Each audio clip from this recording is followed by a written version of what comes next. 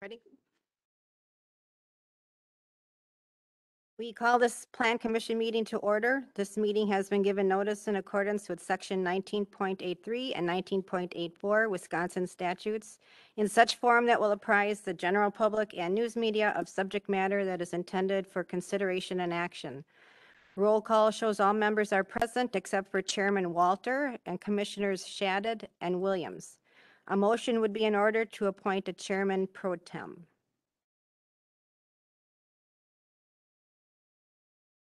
I'll make a motion that we appoint a chairman pro temp who are reigning trustee.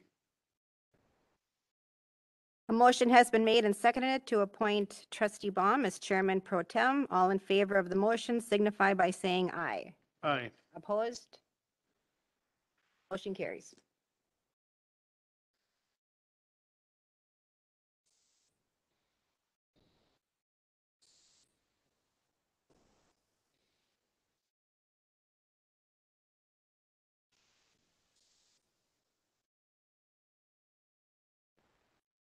However, no action will be taken at this time. Written public comments should be directed to the village website by 4 p.m. on Monday, July 12th, so that they can be provided to the members of the board for consideration. We have any additional comments, and these are all for the public hearings. Anybody like to address the board on anything other than a public hearing? Any item other than the 3 public hearings? Seeing no one, anyone online? Okay, we will go on to approval of minutes. Approval of the minutes for June 14th and June 28th. Commissioners? I'll move approval of the minutes. We have a motion. We have a second. Motion and a second. Any discussion? Full sets. Hearing no discussion, all in favor, say aye. Aye. Opposed? Motion carries. That brings us to new business, item A. New business under item A. This is a public hearing. So let's start with this one.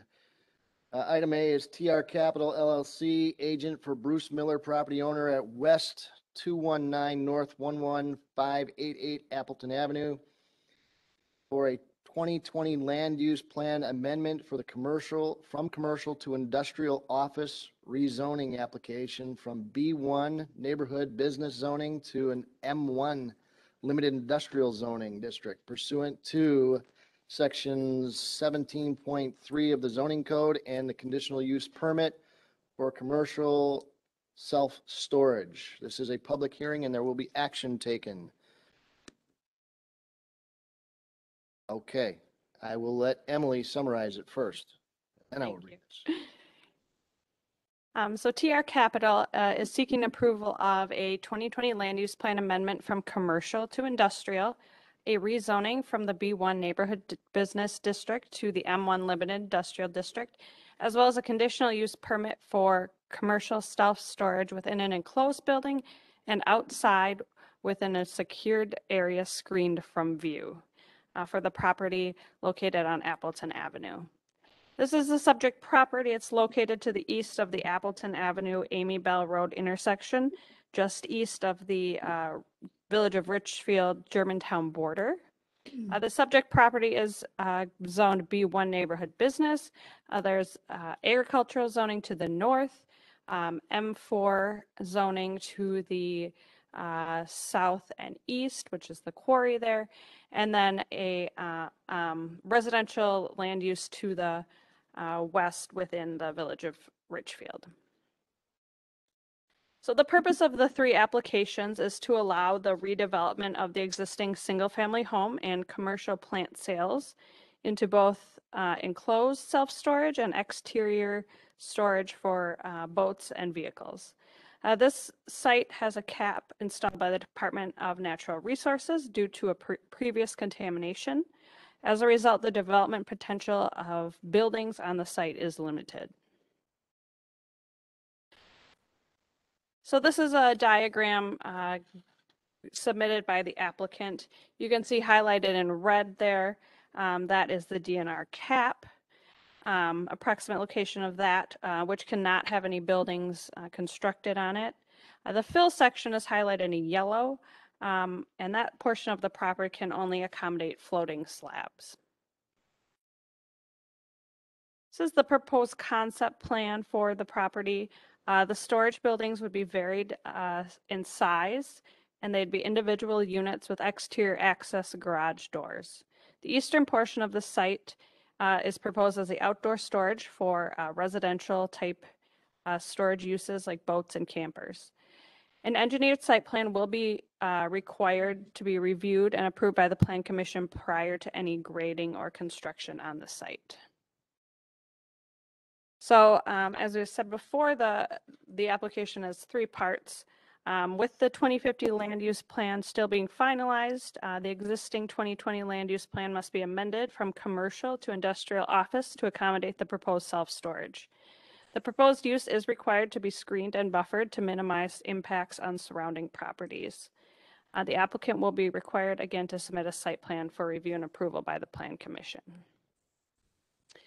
The rezoning portion of this application is from the neighborhood business to the limited industrial district. Enclosed self-storage is a permitted use in the limited industrial district, and outdoor storage may be permitted through a conditional use permit, which is the following application: a conditional use permit to allow that outside storage within a secure and screened from view. Due to the DNR cap on the eastern portion of the property, no buildings can be constructed in this area, which is, I can bring back up that, which is, you can see on the eastern portion of the property. Some staff comments. The previous owner of the property operated plant sales under a conditional use permit CUP 0809 that expired under this following the sale of the property. The conditions of the property as they exist today do limit the development potential of the site. The proposed use of the property would not only clean up the site, but be a good use of the site with its limited potential for buildings. An engineered site plan would be required moving forward before any grading or construction on the site. So it's staff's recommendation to approve the 2020 land use plan amendment as proposed, to approve the rezoning of the property as proposed, and to approve a conditional use permit for the commercial self-storage, where storage is conducted within an enclosed building, individual units within a building, or outside of a building, but within a secure area screened from view for the subject property, subject to 5 conditions. Those include detailing, the conditions include specifics of the application, limiting the use to those specifics, requiring a site plan, stating that no tenant nor the property owner may run additional businesses from the subject property at any time, including the storage from the storage units or from the outdoor parking area. No portion of this property, storage structures, or parked vehicles may be used as a residence, and there shall be no storage of hazardous material on the subject property. With that.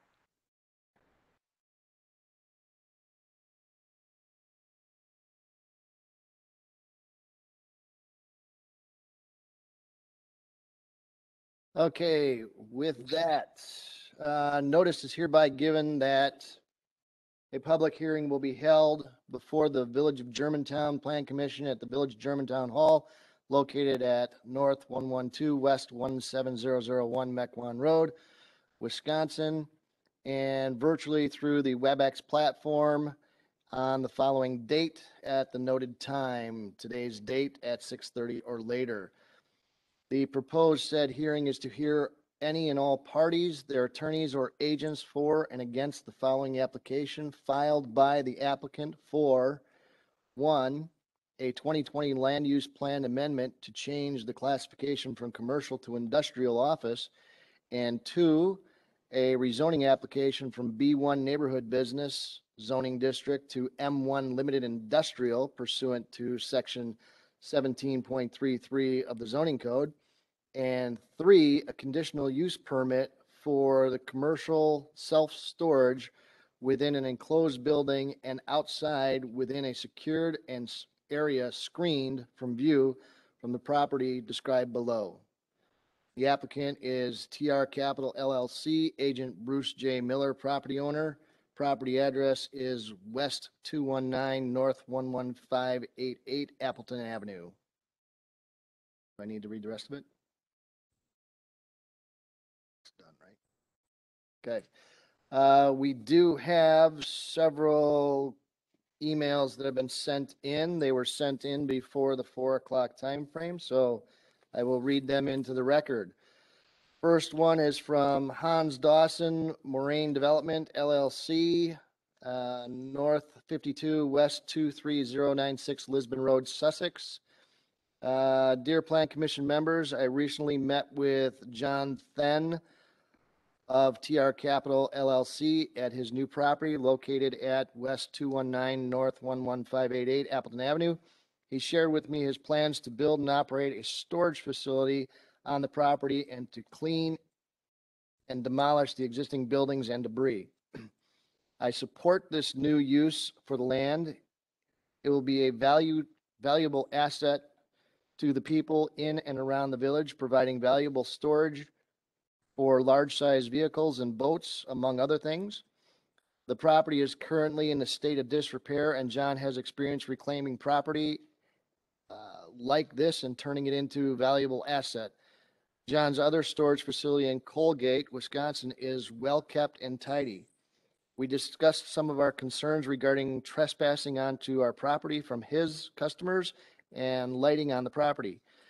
John has agreed to face all the lighting towards the buildings and to only have lights on the buildings themselves. He has also agreed to install a fence along our property line to prevent trespassing. These are very fair and generous accommodations and satisfy our concerns. Sincerely, Hans Dawson, Marine Development LLC. Provided a map of his property versus their property. Second email is from Gene Barenschott. Dear reader, as a long-term property owner in Germantown, it would be a refreshing change to have a commercial self-storage on the Bruce J. Miller property. TR Capital LLC agent. The parcel at West 219 North 1158 Appleton Avenue has been an eyesore and embarrassment for some time. We have no objection to the proposed rezoning. Sincerely, Gene and Jay Barenschott, North 112 West 21682 Mequon Road. Third email that we have is from Mark Newman. This is regarding the letter we received regarding the proposed development at Appleton Avenue owned by Bruce Miller. We are in agreement with the new development and have no objections regarding the storage facilities. Sincerely, Mark and Lindahl Newman, Bark Lake Road. Last one for this one, from Sarah Bajorski. Hello, I am writing to share opposition to TR Capital requesting the zoning change and conditional use property on Appleton Avenue. Our quiet, natural, clean area is being squeezed by industrial, commercial, and this is not the direction we want our neighborhood. I respectfully encourage denial of the request for rezoning change and conditional use. A denial would preserve family business zoning on that property. This will ensure that business operations will continue to meet expectations within a family business and will leave out the opportunity for industrial buildings and manufacturing that does not belong in this area. Please consider all the noise, dirt, truck traffic, and pollution residents already deal with. We don't want any more. The quarry, TLC landscape, car lots, car repair shops, enough of the squeeze on the residential areas. TLC landscape itself with changes in conditional use has had a negative impact on our quiet, natural area. Still going when it was explained to only be 2-week project. We are approaching 3 summers now. Excuse me. Take a look at Germantown 2050 plan where residents all over the area do not want more industrial businesses. Please respect taxpayers' expectations to keep industrial commercial business out by rejecting the zoning change request and reject conditional use. Sincerely, Sarah Majorski, Oak Lane. That's all for anything else? Okay, anybody in the audience wish to speak, come forward to speak on this topic? Gentleman in the back.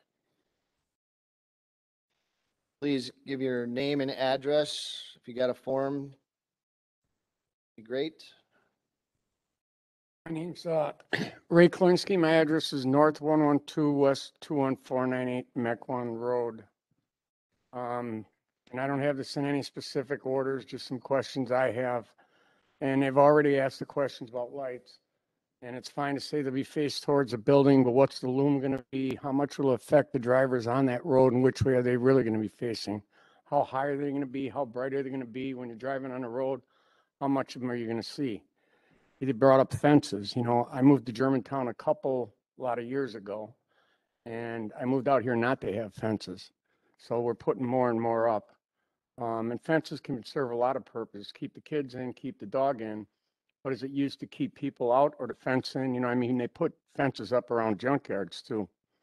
Then you talk about the place will only be open from daylight to sundown. Well, if it's not totally fenced off, what stops the people from coming in anytime they want? If the place isn't fenced off totally. Talked about traffic on the road. If somebody brings a bigger trailer, I think that's about a 25 foot entrance in there currently. They have a bigger trailer. They're not going to make that swing. Is it going to increase traffic on Amy Bell if they want to try and pull straight in there? Then debris falling off trailers and stuff. What's that going to do to the neighborhood? Packing material, cushions, pots from lids and stuff, whether they're coming or going. If it flies off of something, who's going to clean that up? Who's done their homework about the theft or burglaries to storage things, graffiti? Is there power in these units that's on 24/7? Or is it on timers? Some of these units use timers on them. If it's on 24/7, excuse me, people can plug in heaters, refrigerators. They're running all the time. There's a potential for fires and stuff. People can move into them if it's on all the time.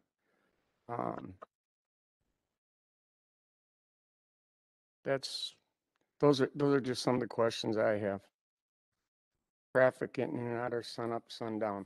I don't know who's got the answer to those questions. We will ask the applicant when we are Thank you. public hearing. Thank you. Anybody else wishing to come forward?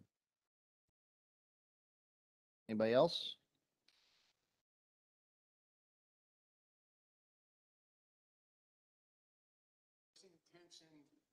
Cover that property with. If you don't put down asphalt or cement, if it's going to be gravel or anything else, that's going to be dragged down to 175. So that if it's not covered, it's going to make a mess on that road. And we know the quarries are hard enough on that road already. So that's another question. Sorry. Thank you. No problem. Anybody else wish to come forward? No further comments? Then I will close the public hearing. Okay, then bring this back to the Plan Commission. So I gotta get to the top of this one.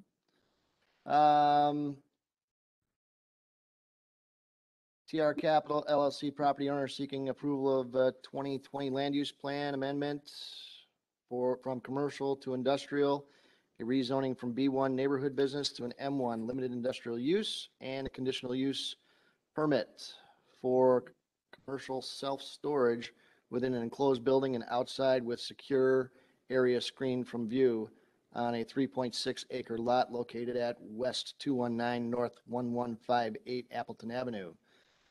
Commissioners, Move approval of the amendment to the land use plan.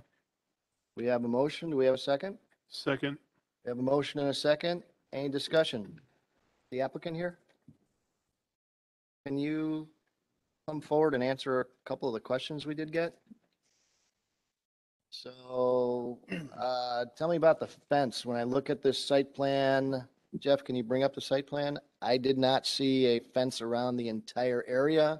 So obviously, we have a concept plan right now because we needed a concept plan in order to try to get the zoning. Obviously, our next step, as per some of the stuff that's on the condition, is a engineering plan and review. So a lot of the questions that came up regarding security, lighting, gravel versus asphalt, those are all things that are going to come up in our engineering plans and in our future meetings here of what this is going to look like. Obviously, our first go at this was concept in order to get to this stage.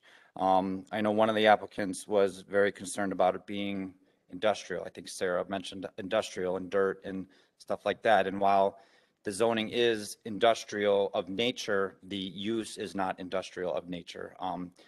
Parking of boats and cars and trailers, they're not dump trucks. They're not machinery. So there's, the dirt and stuff, it's residential use. The storage units are basically residential use. We're not running businesses and stuff. The one gentleman who was talking about electricity on 24/7, people living there, obviously, one of our other conditions is we can't use it as a residence. People can't live there. They can't run businesses out of there. So that's already, those are conditions imposed on us already to do this. But then we still have to go through engineering and see what the town allows as far as can there be electricity allowed on site while we're doing this and stuff like that. So some of these are good questions, but we haven't gotten to all the engineering and site plan stages to hash this all out. But the fencing will be completely surrounding. It will be secure fencing, as also our conditional, our requirement. It needs to be secure. Secure means fully enclosing. Secure means people can't just come in and go when they want to. Daylight hours is to help with some of the concerns about the lighting. If we go to full 24/7, then we need more lighting around the building so it's safe for people to be in there 24/7. Daylight hours allows us to satisfy Dawson's concerns about lighting on his property, some of the other concerns about lighting on the street. So that's what the daylight hours is used for as well. A little bit too. What are lights on the back? Building's gonna face away. And the back is actually facing the street when we say back. Yeah, because I'm not sure what back is. Right. We're gonna He's going to bring Can it we back get the up. PowerPoint presentation up on the screens in the boardroom?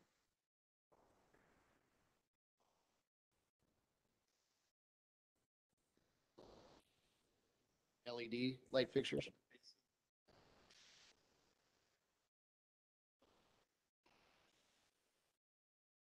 There it is. It's coming.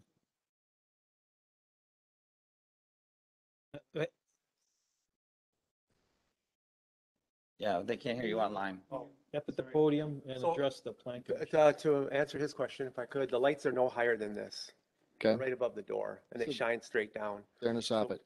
So we don't shine lights.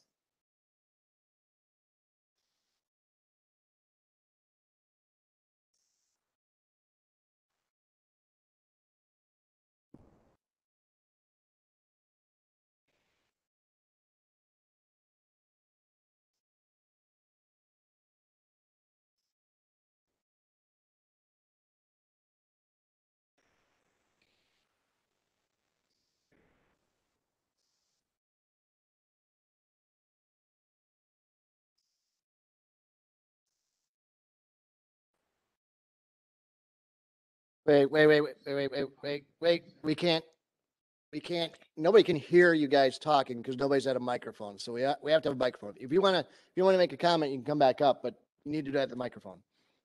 Okay. So that explains the lighting. Where's the fence going to be?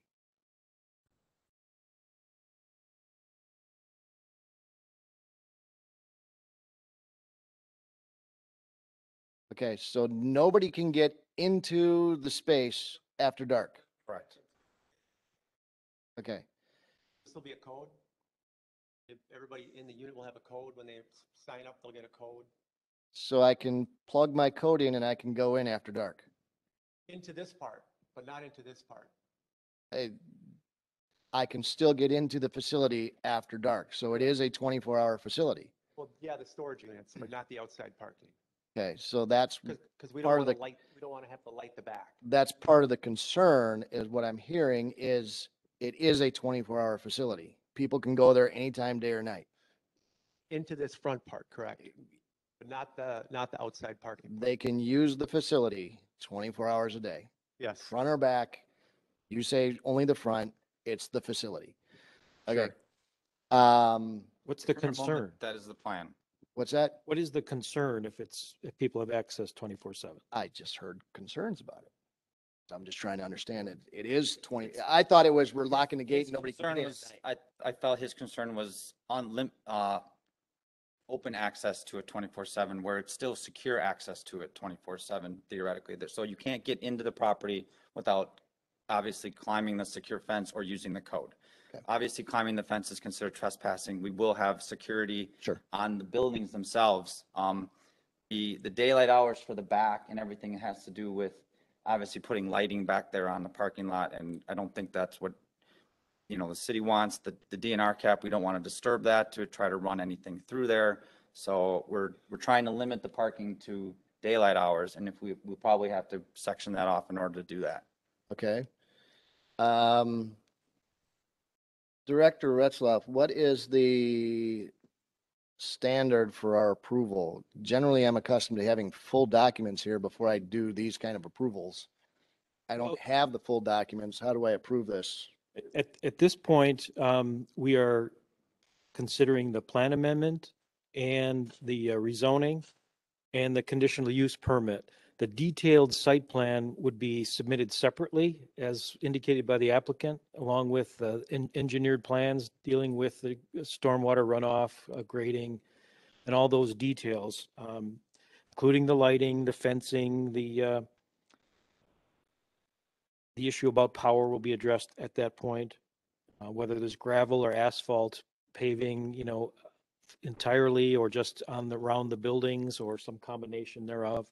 Those are all the details that'll be handled as part of the site plan approval. Okay, and so that this will come back before Plan Commission again. I'll give you one more try.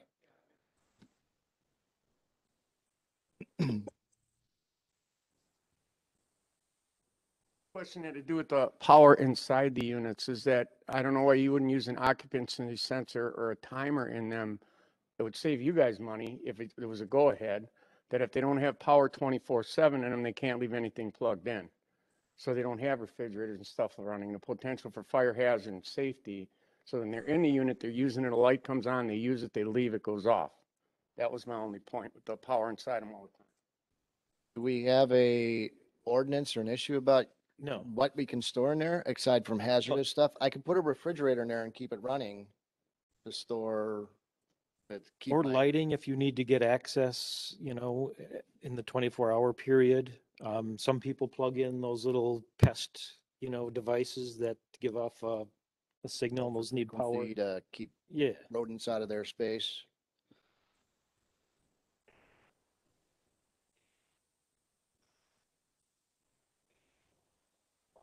Facility where I have, the eyes are on the outside of the building. Yep. And then the light eyes goes dark. It sends power to the LEDs to turn on. Yep. And so that's tied in to those light eyes into the power inside the building. So that's what makes the interior of the buildings hot, when those light eyes activate. So Okay. for half the day, they won't even have any power in there. Okay. They just will have the light and that's the intention of the light is the light. So when they come over after dark, the power eye's hot and then they open the door and the light goes on. But Right. during the day, they have no power. Yep.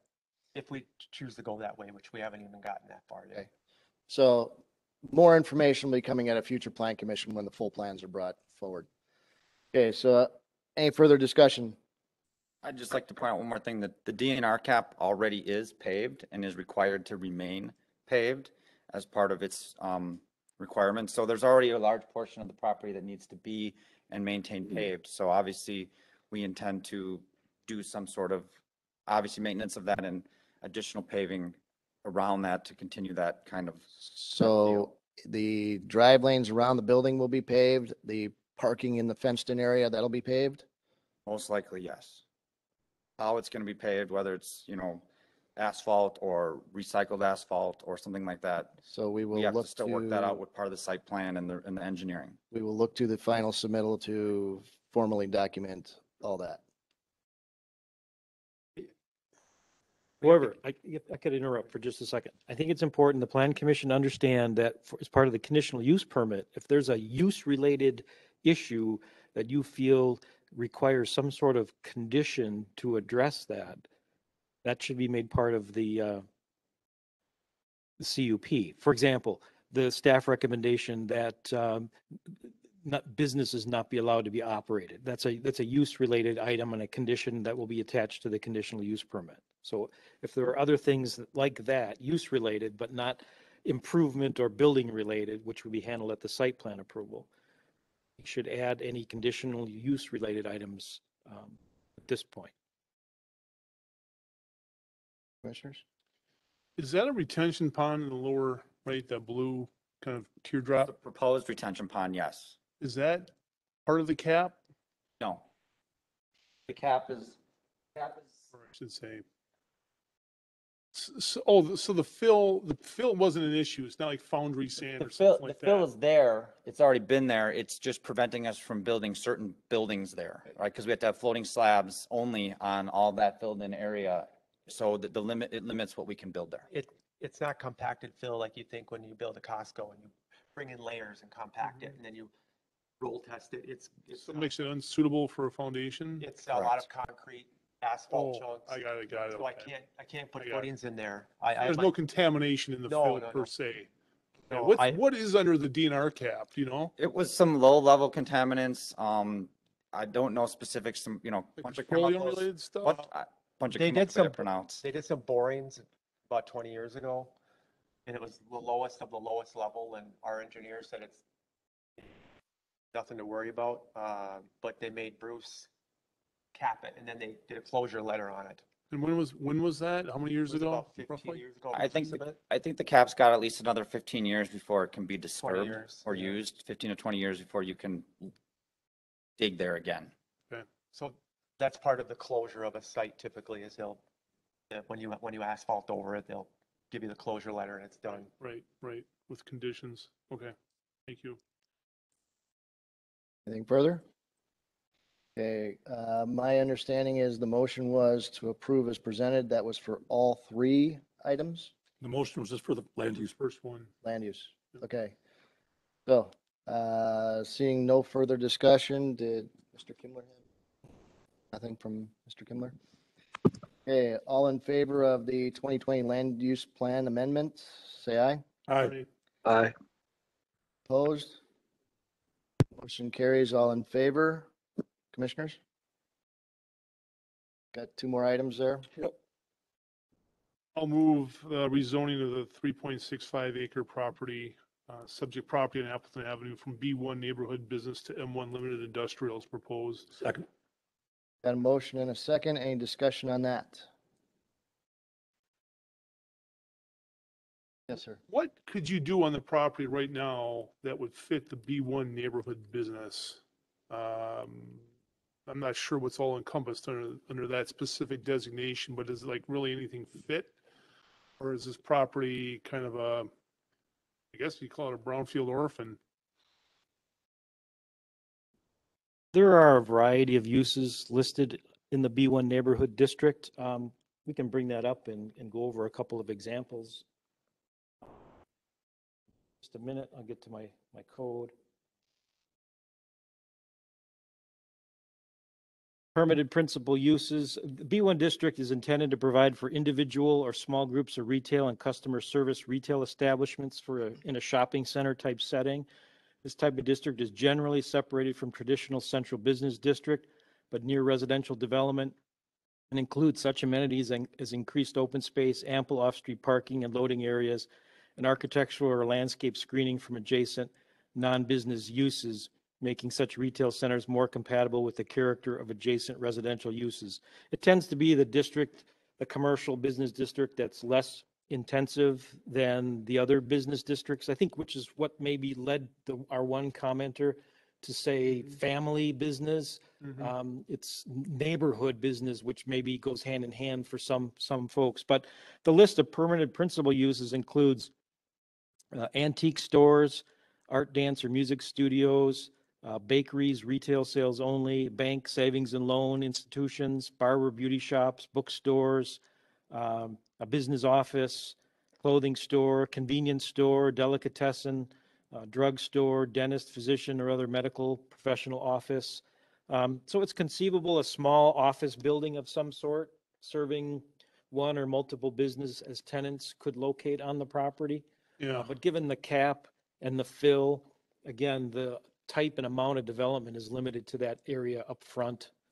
Yeah, I guess the one woman, I think it's the written comment from Elena was a Bazorski that family businesses that I would consider, I've been involved with a number of self-storage facilities. They're not a very intense use. You don't get a lot of traffic.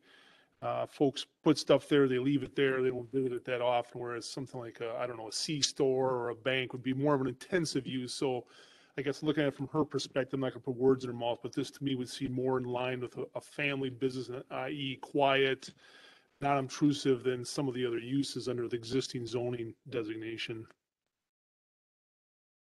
I would agree. That's under the B1 neighborhood business, Yes. but we're moving to an M1. What's allowed in M1? M1 is the limited industrial district. And it light manufacturing, uses involving the manufacture and fabrication of goods within a building, uses involving the provision of a service, which is either manufacturing related or fabricated related, commercial self-storage buildings where storage is conducted within an enclosed building, but with a CUP, it could be outdoor. So the uses proposed are consistent with, obviously, with the M1 district. Given the size of the property, and again, the development limitations with the cap, I don't know that what one might put on an acre and a half, at best, 50% of this parcel size that's developable for a manufacturing type facility. Frankly, the existing zoning in this one are probably geared more towards what's actually being proposed in the immediate future.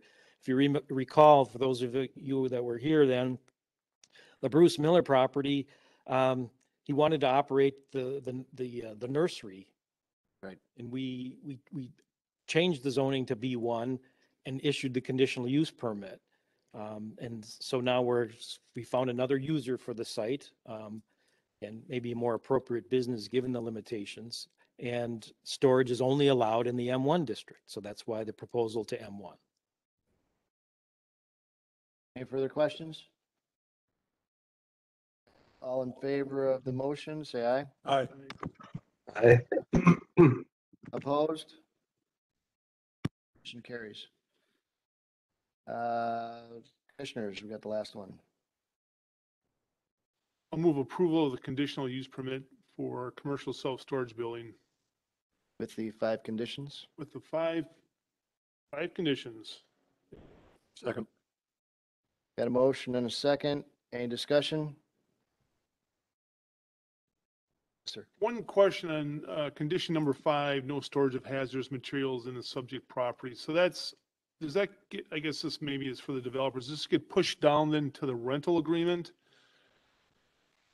And what does that then prohibit? Is it flammable materials like gasoline, petroleum? You need to come up to the microphone and talk.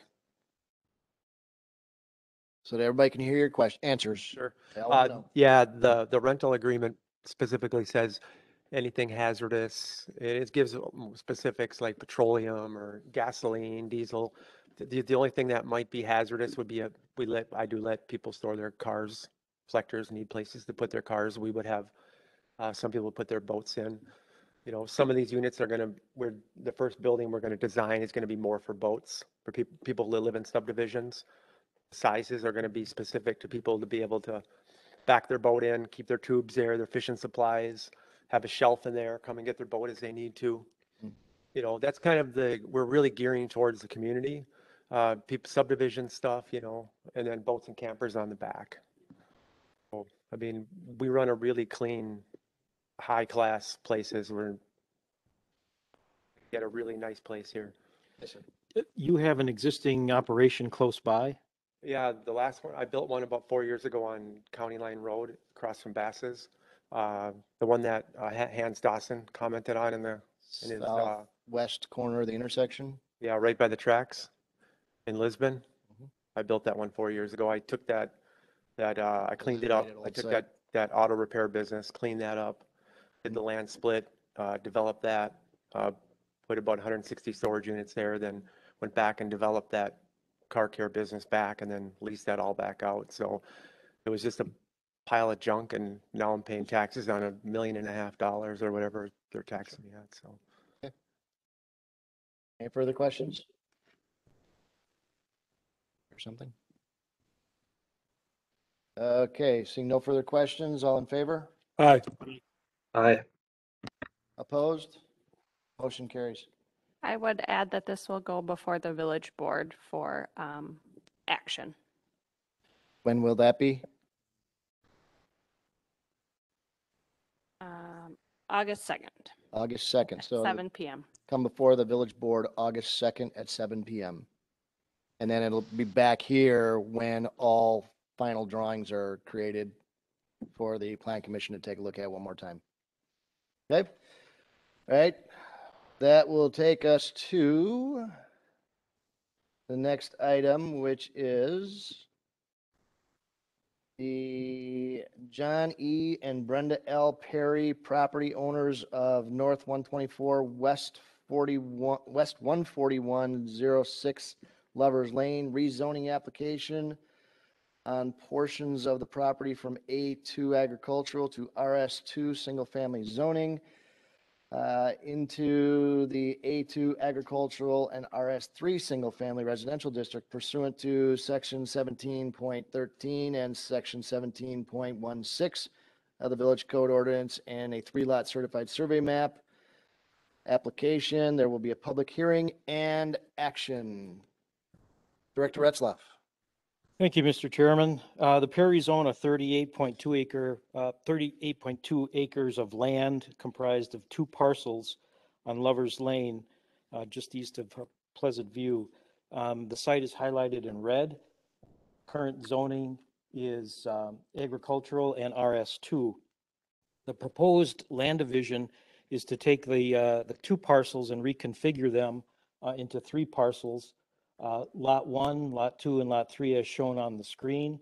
I'm going to skip ahead and show you a comparison. On the left is the existing property line arrangement for the 2 parcels.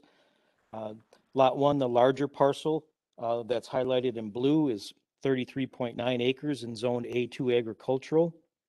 Lot 2 is 4.6 acres and zoned RS2 single-family residential. That's highlighted in red. The existing Lot 2 has an existing house and 4 outbuildings. The Perrys are in the process of redeveloping the site residentially, building a brand new dwelling on the property, and they have a desire to build a detached garage and keep the additional or existing outbuildings on the property. And that's a problem under the existing RS2 zoning district. So one of the solutions was to expand the size of Lot 2 and rezone it into the A2 agricultural district, which doesn't have the same limitations on outbuildings as does the RS2 residential district, and that's exactly what we're doing. The proposal is to expand Lot 2, the red parcel, from 4.6 to 10.6 acres and rezone it to A2 agricultural.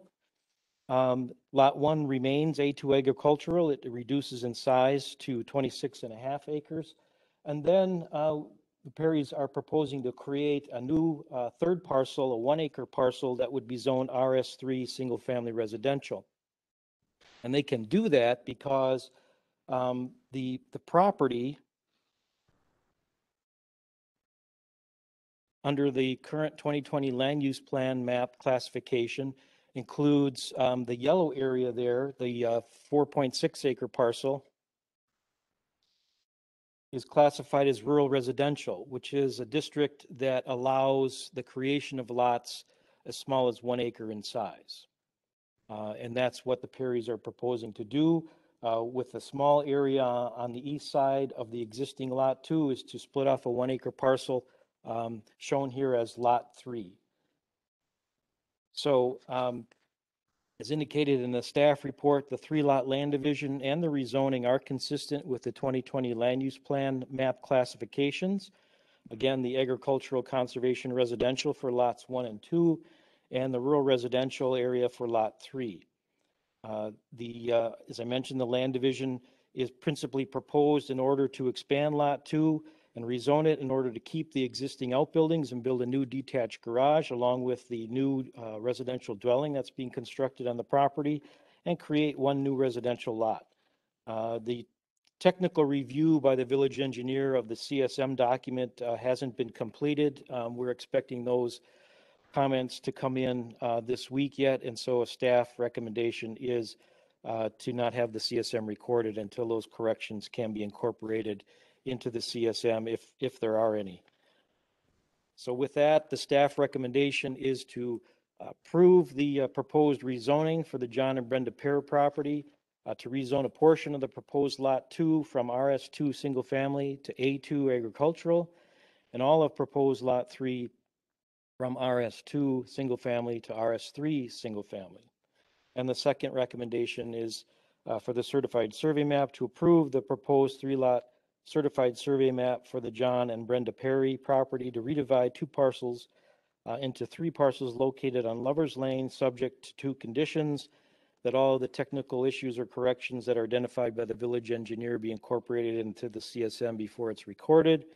And then also to add a couple of notes requiring a wetland delineation and soil evaluations for lot 1 if and when it is proposed for any development. And that's not an item on the table at this point. So with that, John Perry, do you have any comments you want to add before we open up the public hearing? Or you want to wait and respond to comment? Okay. So then we're ready for public All hearing. right. I'll open up the public hearing by reading notice is hereby given that a public hearing will be held before the Village of Germantown Plan Commission at the Germantown Village Hall located at North 112 West 17001 Mequon Road in Germantown, Wisconsin, and virtually through the WebEx platform on the following date, Monday, July 12th at 6:30 p.m. or later. The purpose of said hearing is to hear any and all parties, their attorneys or agents for and against the following applications filed by the applicant for rezoning portions of the property described below from the A2 agricultural and R2 single-family districts into the A2 agricultural and RS3 single-family residential districts pursuant to sections 17.13 and 17.16 of the Village Code. Applicant is John E. and Brenda L. Perry, property owners, located at North 124 West 14106 Lovers Lane. With that, I will read, we have 2 letters that have been sent in. First one is from Laura Sanders. I do not disagree with the zoning change. Make that clear. I do not disagree with the zoning change from agricultural to residential. I believe the landowners are within their rights to ask for rezoning change. I do, however, disagree with the proposed land split. If I'm not mistaken, the minimum acreage for residential parcels north of Freistadt is 5 acres. My objection, therefore, is with the 1.011 acre parcel, lot number 3. I am guessing that because of the wetlands, the largest parcel, lot 1, is being set up in such a manner so that a planned unit development can be established at some point in the future.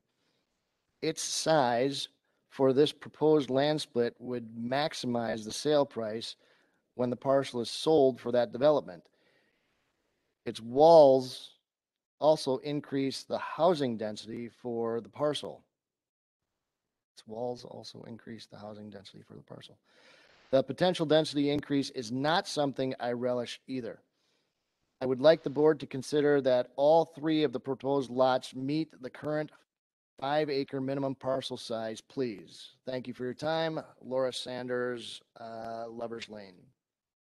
Second email that we have received is from B. Tim.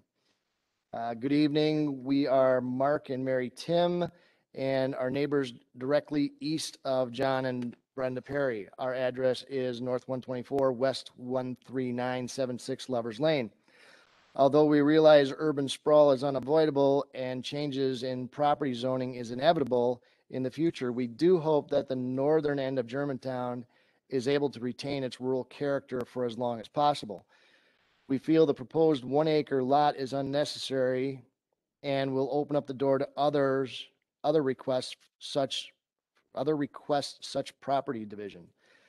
There does not seem to be a hardship other than for the additional family dwelling that could potentially be built on then sold, setting precedents for others to do the same.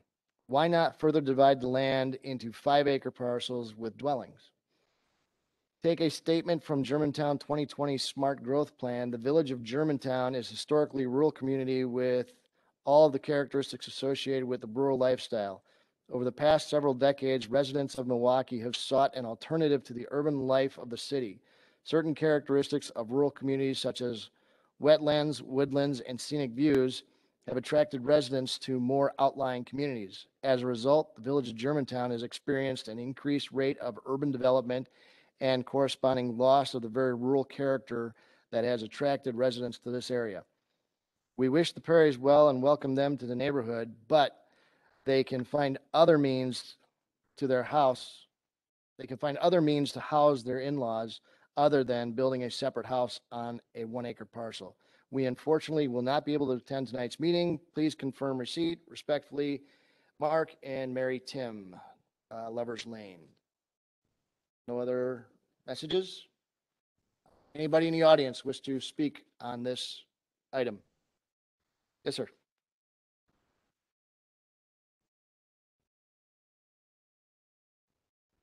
Yeah, Mark Tim, I'm on the WebEx meeting. Yeah, that was my wife Betsy who sent in the email.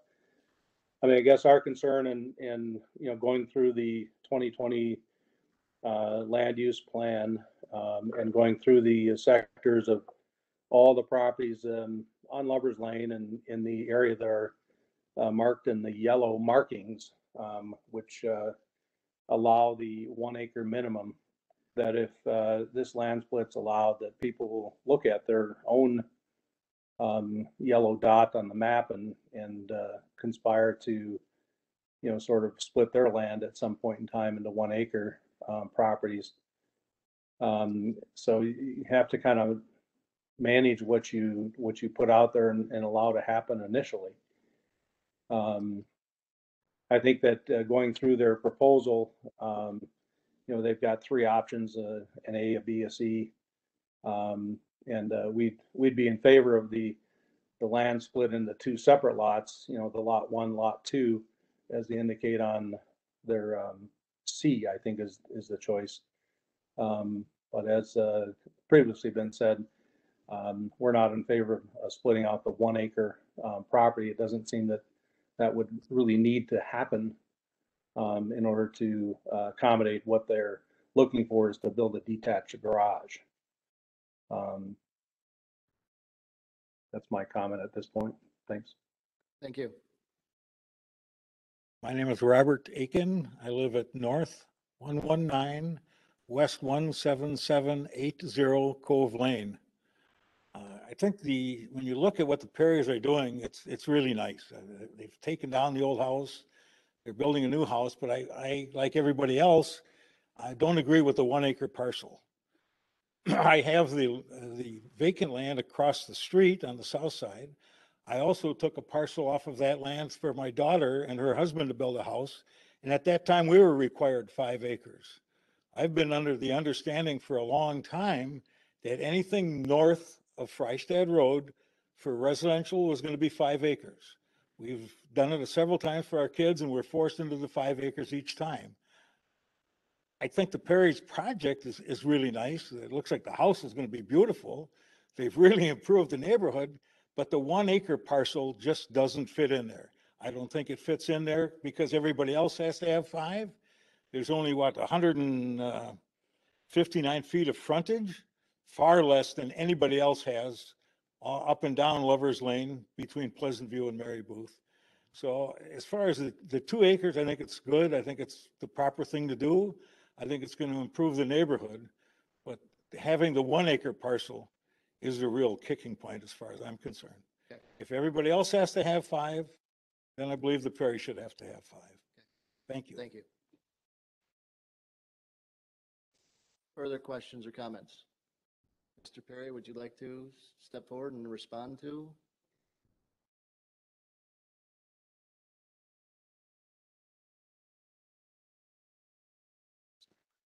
Okay, John Perry on Lover's Lane. We've owned the property here since 2017. There was an older farmhouse there. The history of the property was it was originally a 40-acre homestead way back, and it's passed through several families. The previous owners took it down to that one view where it went from 1 parcel into 2 parcels with that 5-acre, it's 4 point something, and then everything agricultural around it. They did that, and with all the outbuildings, which are we've got a fantastic barn, another little utility, well, not shed for the little tractors and what have you, a milk shed, and a little outhouse, but and then the old farmhouse. I was talking to Jeff, way back when we bought, I said, well, maybe we can pick this up and just move it over and keep it for the in-laws. That option didn't pan out. The soils over there on the east side of the property are not good. I did have them tested, and it just, anybody thinks they're going to develop over there, it's not going to happen. It's too wet. The property where the lot 3 is, because it's rural residential, would support a mound system. We had it tested, and actually we got something approved to put the mound in. We didn't proceed with that. We just decided to go ahead with building a new house, a ranch, a house that we can grow old in, wider doors, no steps. This is going to be the last house for the Perrys, and maybe our in-laws next door. But so that's kind of the history. We discovered that rural residential when I had multiple meetings with Jeff, and this was really our best option as we wanted to proceed.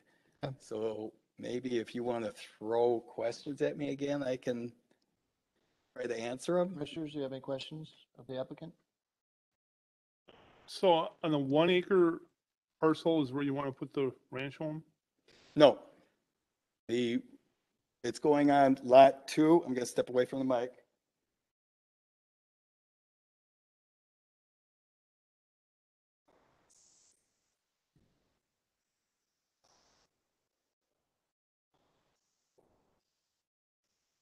Okay, the old farmhouse was here, and we thought about moving it over there, but it didn't work out.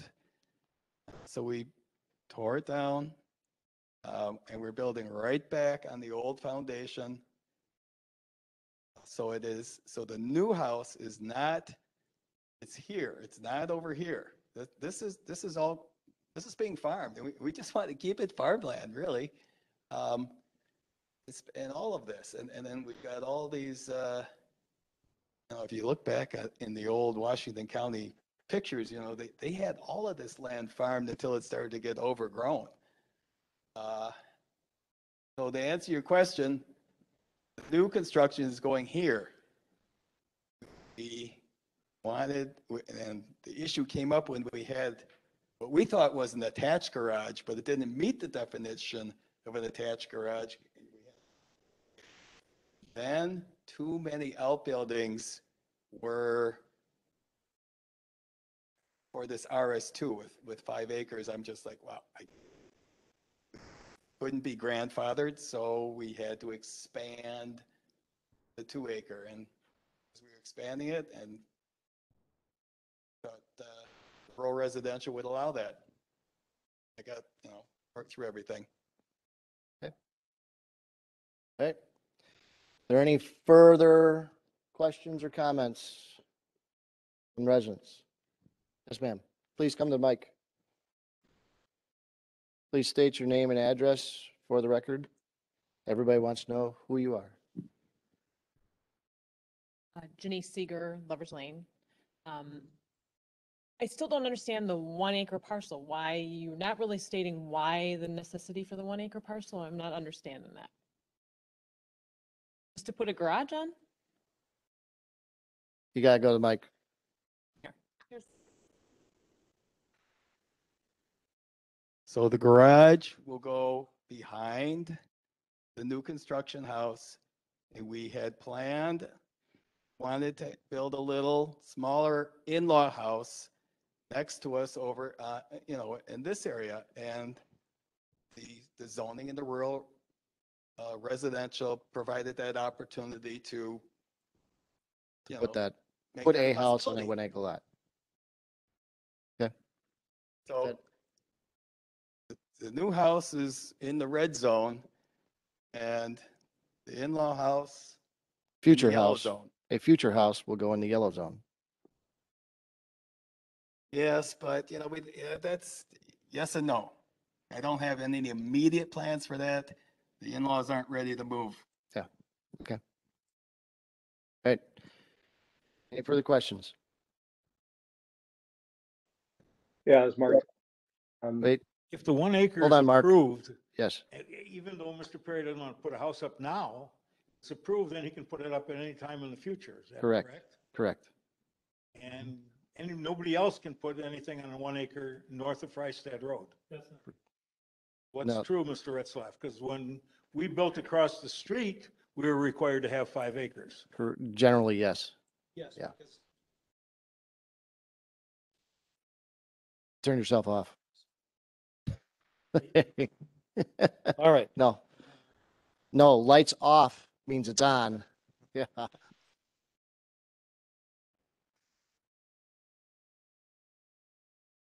So Jeff, if you can explain why they're allowed to separate this into 1 acre when nobody else is, that's the confusing part for everybody. Yeah, it's a generally known policy of the village that parcels north of Freistad Road are limited to be 5 acres in size. And that's true for land that's shown in the darker green area. The classification is agricultural / rural conservation or residential conservation. That's the area within which any land divisions need to meet that minimum 5 acre density, 5 acre lot size requirement. The yellow category or classification, as you can see here, has been assigned to a number of properties just in this mile square area or plus of the village. And if you were to zoom out and look at a full land use plan map for the village, you'd find that same checkerboard pattern of yellow throughout the village. And that was done intentionally when the plan was adopted to identify and essentially allow or recognize parcels that were already in existence and developed residentially or not developed residentially, less than 5 acres in size.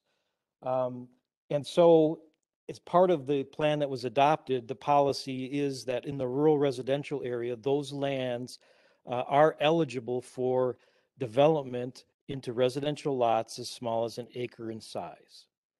That's why Mr. Perry is able to take advantage of that classification on his land to propose a further land division into the 1 acre size. And there are other properties throughout the village that fall under that same classification. As Mr. Tim pointed out, the concern is that people might all of a sudden understand that the yellow classification of their property on the map may allow them to seek land division. And the answer to that is, well, yes, they're eligible for that under the current policy of the village as part of the adopted 2020 plan.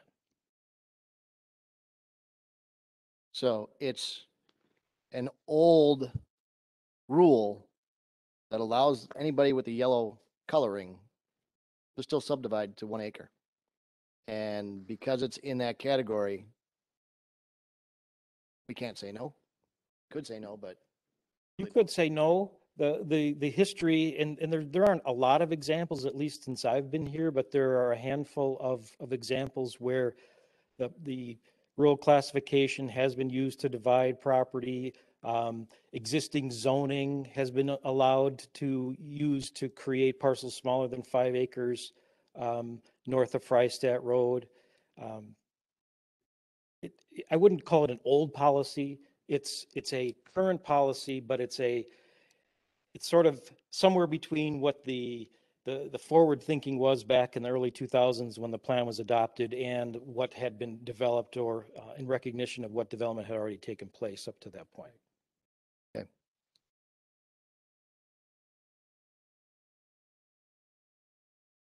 Need a microphone. Throw it over to him, Jeff.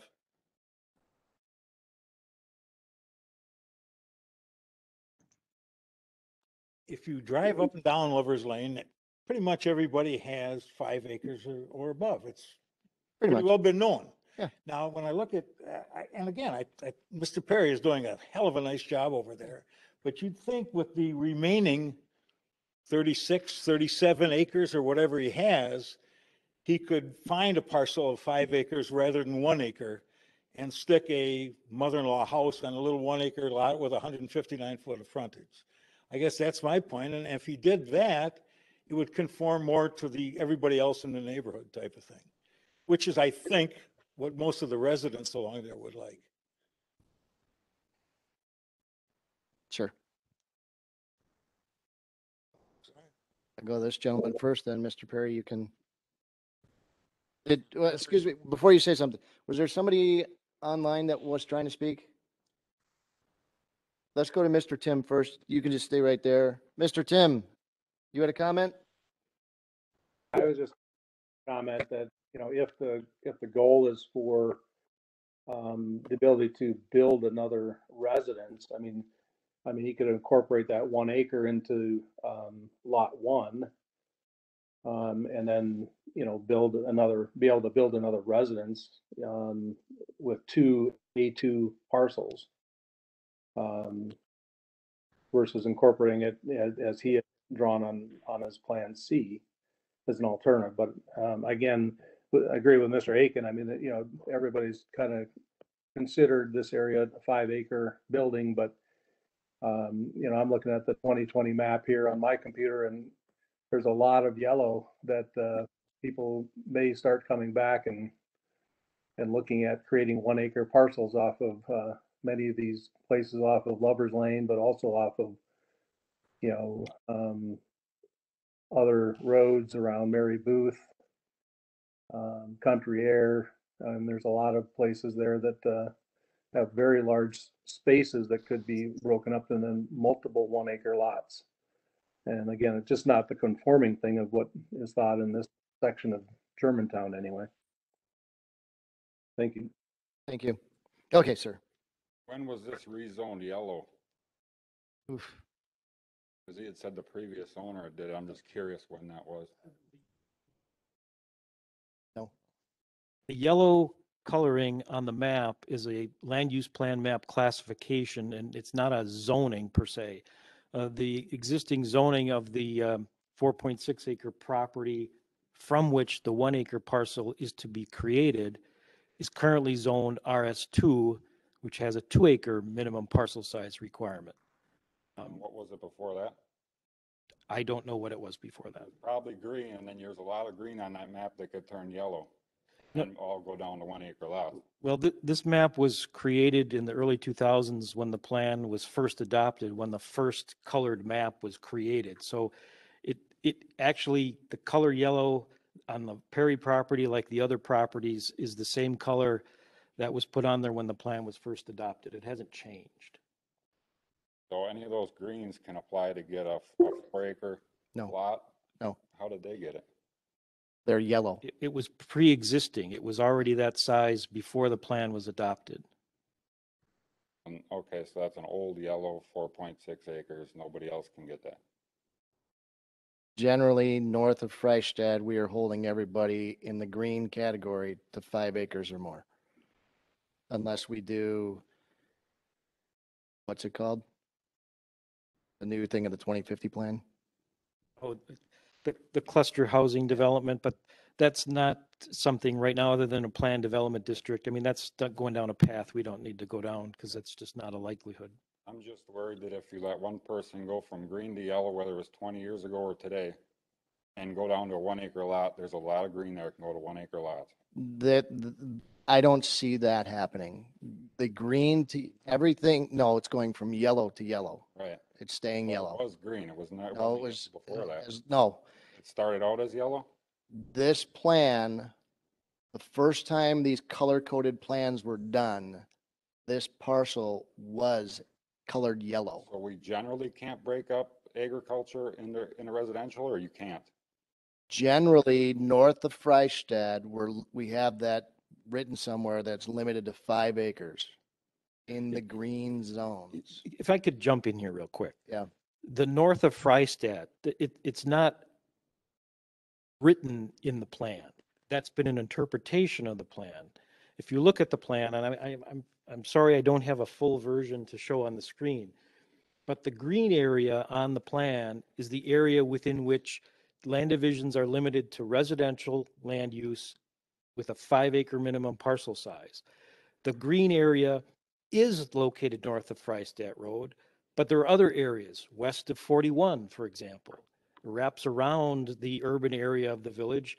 So it's technically south of Freistadt Road that also is limited to 5 acres. So the north of Freistadt Road statement is a oversimplification of the quote unquote policy in the plan.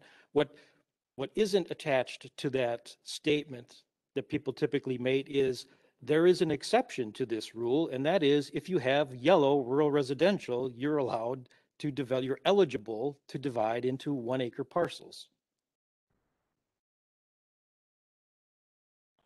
Along with everybody else, so I think it should be allowed because you're opening up the door for a lot more of it. Excuse me, can we get your name for the record, please? Yeah, Jeff Gross.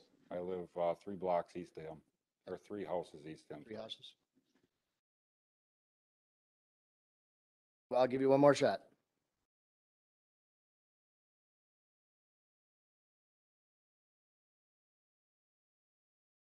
I just wanted to say I am opposed, and I agree with what Mr. Aiken is saying and kind of the plan for the area as the 5 acre. I think the residents prefer it to stay that way.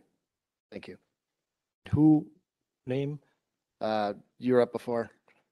Oh, Janice Seeger. okay, sorry. Yes, sir.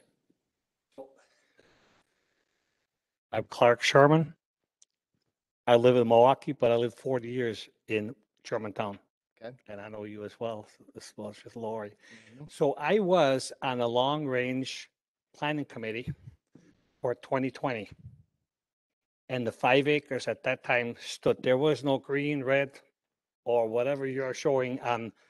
Mr. Retzloff can't tell you exactly when this was implemented and when the colors came about.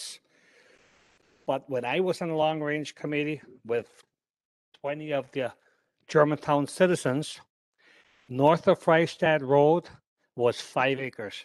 There was no, you live north of Freistadt Road, you got a beautiful, I can imagine people start getting 1 acre lots up by you there in that beautiful neck of the woods. But in any event, I just want to state that I was on a long range committee, and I remember specifically when we talked about urban sprawl and development, in that we had 5 acres minimum. So that's kind of my input. I'm not negative against whatever. I think you've heard from 6 different constituents in regards to this, and I truly don't think, I think we should stick, or stick to the guns. Thank you very much. Appreciate your time. Mr. Perry, did you want to give you the last? I don't think anybody else wanted to talk. Everybody else is good? Okay, I'll give you the last shot. Then we'll bring it to the commission.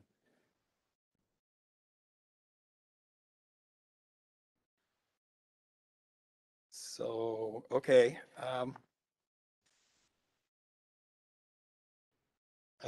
We've looked at the, on kitty corner, I also did a little research on the zoning because this is land use plan, but on the zoning thing, there's a number, I don't know, but there's a few other properties on Lover's Lane and Mary Booth that are zoned RS3.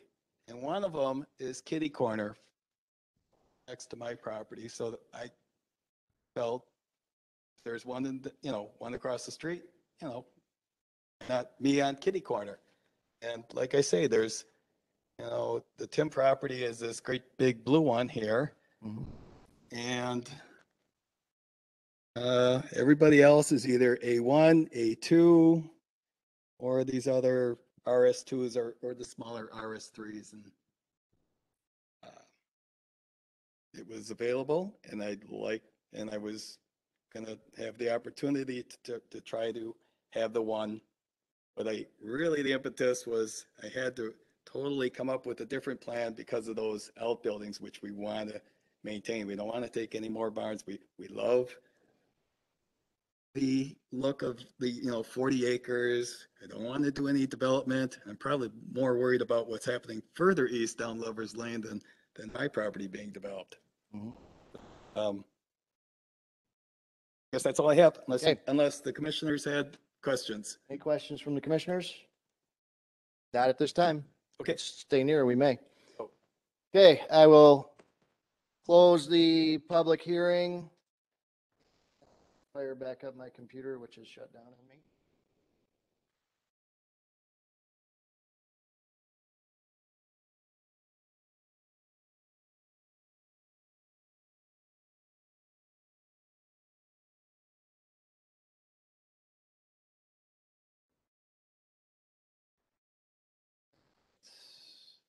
So, talk about the John and Brenda Perry property owners of 2 parcels totaling 38.2 acres located on North 124, West 14106 Lovers Lane, seeking approval of a 3-lot certified survey map and rezoning a portion of Lot 2, 10 acres from S2 to single family A2 agricultural, and proposed Lot 3, 1.01 acres from RS2 to RS3 single family. Proposed Lot 1 will remain Ag 2. Commissioners, would you like to proceed? Move approval of the 3-lot CSM as recommended. We have a motion. Do we have a second? No, I want to do these separate. Okay, we have a motion and a second. Any discussion? I will. So, well,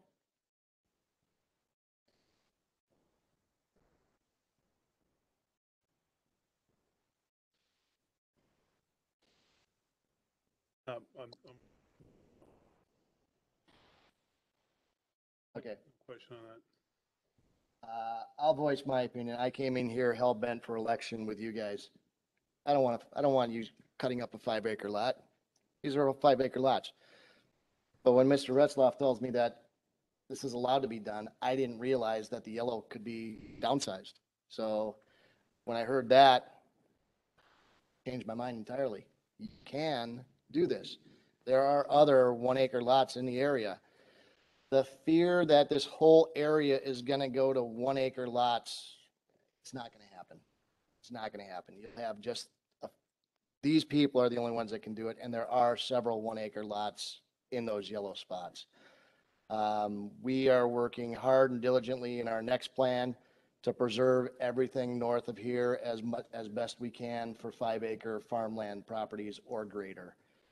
We've got a variety of different things that we're going to try and do, but we are committed to preserving as much of this as we can. So this one parcel, I will accept it. Yes, sir. So you primed my brain on that. Thank you. No, when I look at the map, I see the yellow, and it's as long as I lived in the village now, which is essentially 20 years, that's the map I've been going by. And I see it hard to say, okay, now we're going to reverse that, because essentially reversing all of those yellow higher density. And it just looks like bad policy to me to kind of make a unilateral spur of the moment, I shouldn't say spur of the moment, but decision all of a sudden to change the whole complexion of that land use plan.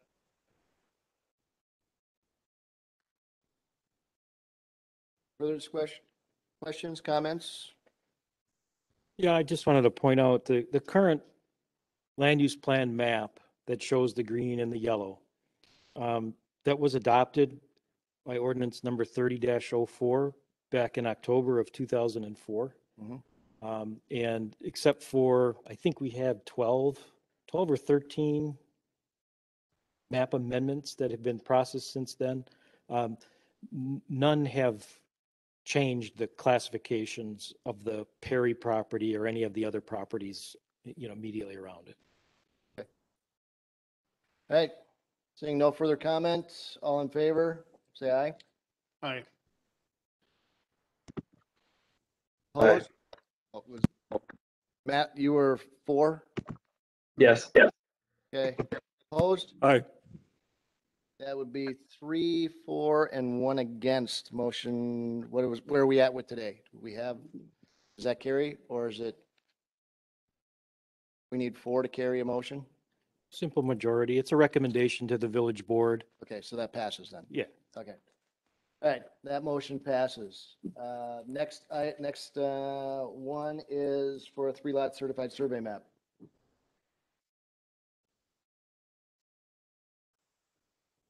Yes. No, it goes to the village board. We're a recommending body to the village board. So you can have another kick at the can. August 12th? August 2nd. Okay. All right, members? So we just voted on the CSM. So now it's the rezoning. Oh, we went second one first? Yep. I'm sorry. Okay. So now we're up to going back to the first one in the rezoning. Have a motion? I'll approve the proposed rezoning. Have a motion? Do we have a second? Second. Motion and second. Any discussion? All in favor, say aye. Aye. Opposed? Aye. Motion carries 3-1. That will also go to the village board August 2nd. Right. Concludes that item. Now I'll go to item C, John D. East, applicant and property owner, West 164, North 11974, Fond du Lac Avenue. Conditional use permit application for a major home occupation for East Outdoor Services. This is a public hearing and action is required. Director Retzlaff, you are going to lead this one? Yes.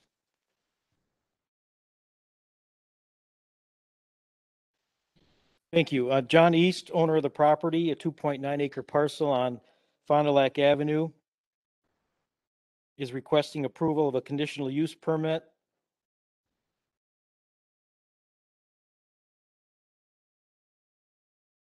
John East is requesting approval of a conditional use permit to operate a tree removal, trimming, and stump grinding service as a major home occupation on a 2.9 acre parcel on Fond du Lac Avenue, as shown on the screen. Property is surrounded by RS3 residential uses to the northeast, A2 ag and business use to the southwest, RS4 residential to the southeast, and RS4 and residential business to the southwest. Couple of photographs of the property. I think the intention here is to show that there's an existing landscape screening along Fond du Lac Avenue. in front of the property adjacent to the driveway. In the driveway shown in the lower right photograph. These are items that were included in the application. And moving on to the property, the gravel driveway that goes in front of the dwelling.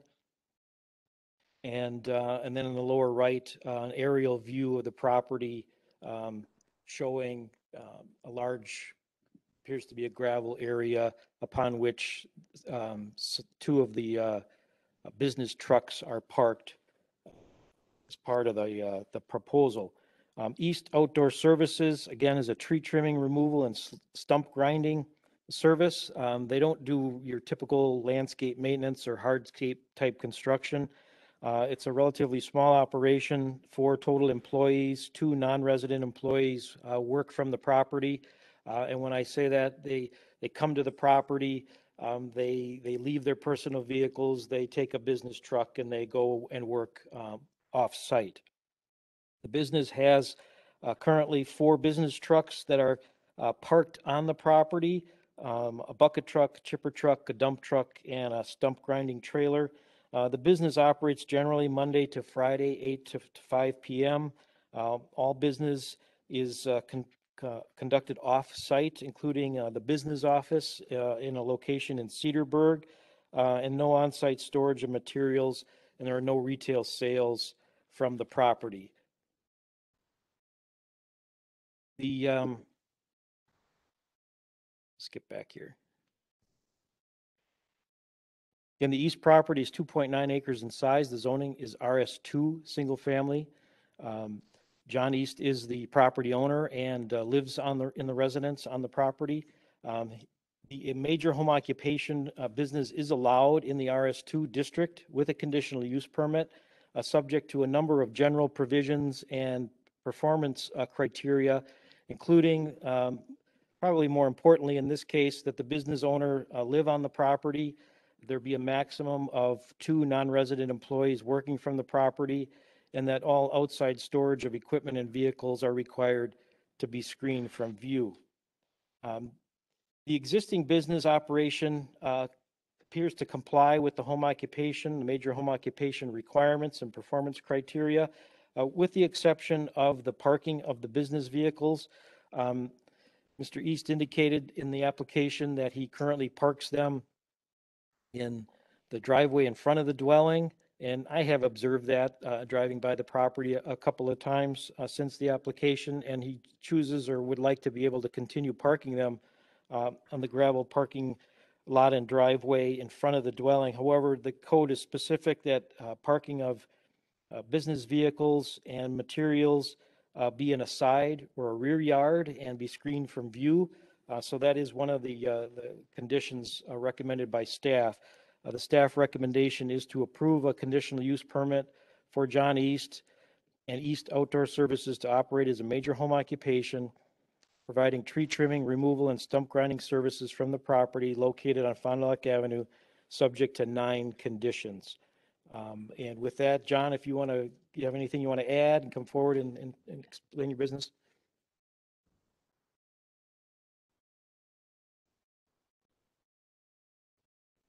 I am John East, owner of East Outdoor Services on W164 and 11974 Fond du Lac Avenue, Germantown, Wisconsin. As Jeffrey did say, I run a very small business, do no sales or storage of materials or anything like that on site. It is just strictly to park the trucks there, come home, be able to play with the kids, dogs, that sort of thing. I do want to clarify one thing on the parking. I don't know if it's possible to pull up the overview.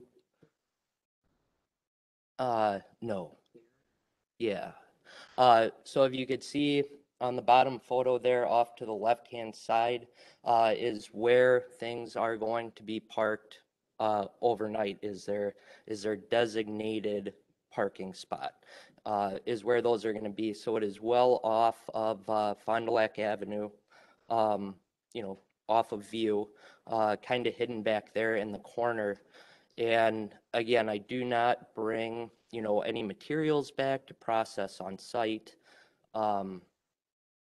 Everything gets disposed of at a recycling, goods recycling center, nurseries, things of that nature as far as chips go, things like that. So nothing does come back to the site. I have no plans on doing any expansion. My whole goal for the company is to keep it small, family oriented, and just be a good member and able to serve the community on their outdoor tree removal needs, especially with the emerald ash borer and things like that going on. Just be there to help. Thank you. All right, I will open up the public hearing. Notice is hereby given that the public hearing will be held before the Village of Germantown Plan Commission at the Germantown Village Hall located at North 112 West 17001 Mequon Road, Germantown, Wisconsin, and virtually through the WebEx platform on Monday, July 12th at 6:30 p.m. or later. The purpose of said hearing is to hear any and all parties, their attorneys, agents for or against the following application filed by the applicant for a conditional use permit for a major home occupation for East Outdoor Services, a landscape maintenance operation from the property described below pursuant to section 17.61, parent 3, parent B, home occupation and professional home office of the Village Zoning Code. Applicant is John D. East, property owner, and the property again is West 164, North 11974 Fond du Lac Avenue. Anybody wishing to come forward to comment on this? Oh, that's right. I have to read stuff. Okay. Don't come forward yet. Don't rush. Okay. We have only one letter that came in from Tasha Bagley. Good morning. I would like the request for East Outdoor Services to become a home business located at West 165 North 11974 Fond du Lac Avenue, Germantown, to be denied. I live next door at West 165 North 11904 Fond du Lac Avenue and have had to talk to Mr. East on more than one occasion because the noise from his business brings to the area. We deal with cars perpetually burning rubber coming out of his driveway as well as overall noise from the business itself. I have attached a video where Mr. East is constantly putting wood into a chipper, which should be done on a job site, not at his residence. I am unable to go outside and enjoy my yard because of the noise, and it is hard to hear inside my home as well. As you will see, it sounds like a construction site. When we moved to Germantown 16 years ago, it was because of the acreage, the quiet area. Our home neighbors were right next door, like quiet area, and our neighbors weren't right next door to us like a subdivision. We would have no problem with him being a home business as long as there is no chopping or sawing performed at the residence unless it is to make improvements to his home and there are no cars speeding out of his driveway. I would also like someone to confirm the email. Confirm the email has been received. Sincerely, Tasha Bagley, Fond du Lac Avenue.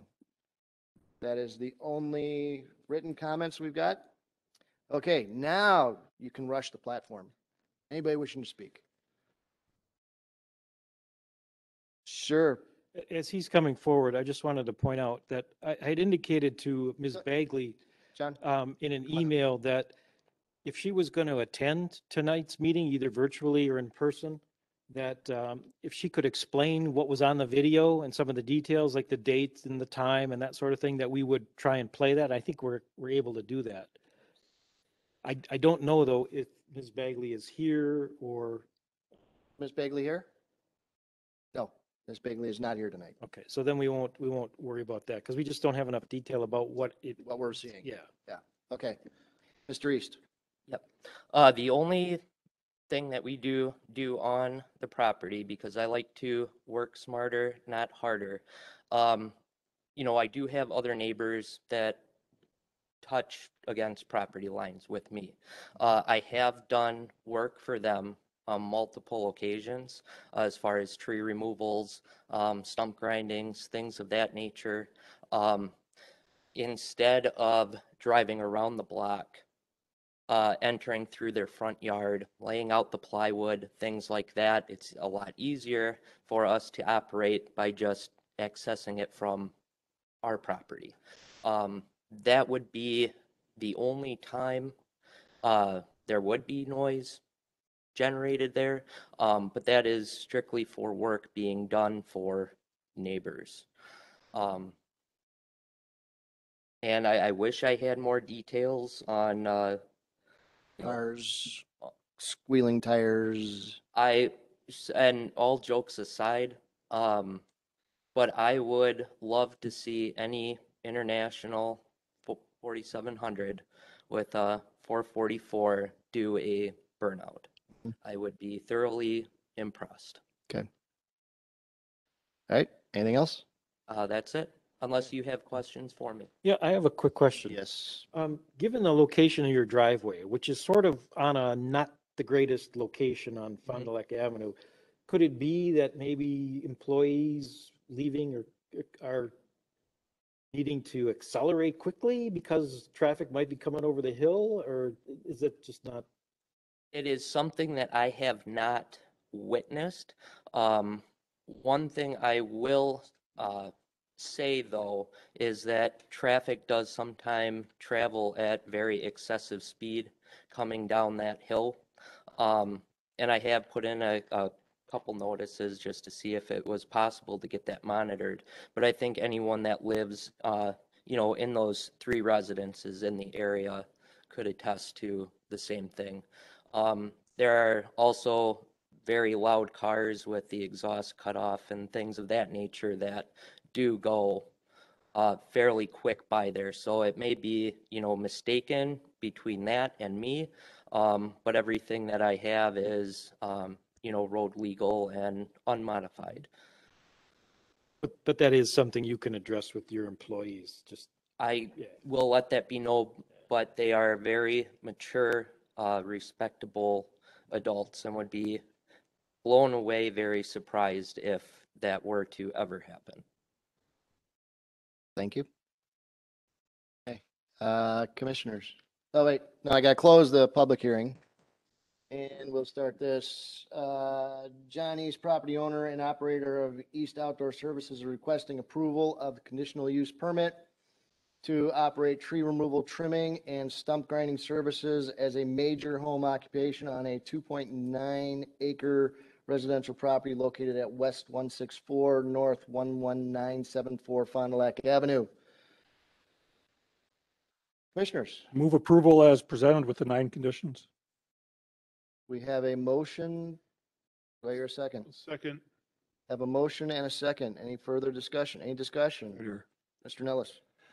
Commissioner Retzloff, could you just clarify? I'm a little bit confused. The 2 conditions, number 5 and number 7, they appear to be potentially somewhat duplicative. So you're requesting a detailed site plan for where the parking would be. Would it make more sense to combine that into item number 7? Or I guess what was your goal with that?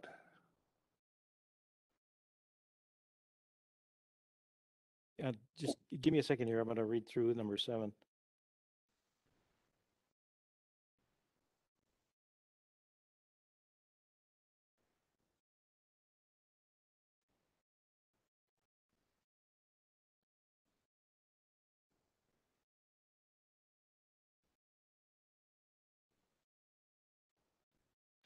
Actually, number 5 is,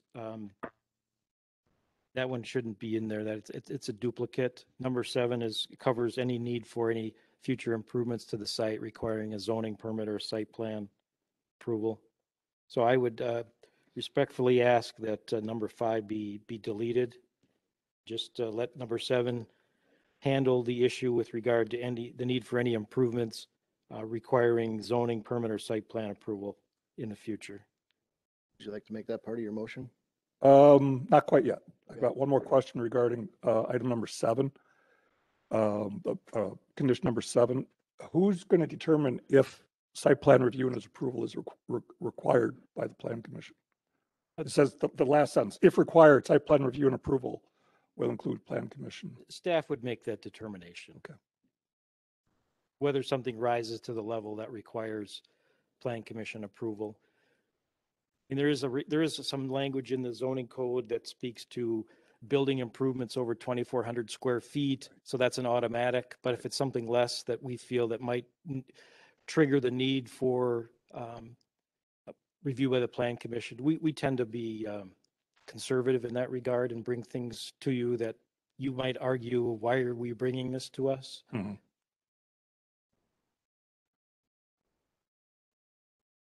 Okay, well then I guess I will go back to that condition number 5.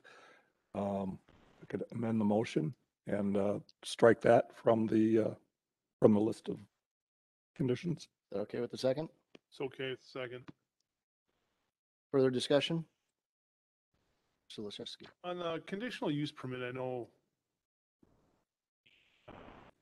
provided one of those for a landscaper on Appleton Avenue, and set with that after the fact with dust and noise. And is there anything in here that would prevent some of the other things that, right now I look at this as really, from what I understand of it, as more of an equipment storage facility, right? You mobilize here in the morning, you come back in the evening, maybe a little bit of equipment maintenance and such goes on, but if they wanted to start grinding stumps and shredding branches and stuff, could they do that under this conditional use permit, provided it's not excessive? No, at this point, those activities would not be permitted. What's spelled out in the application is what's being requested as far as land uses and activities.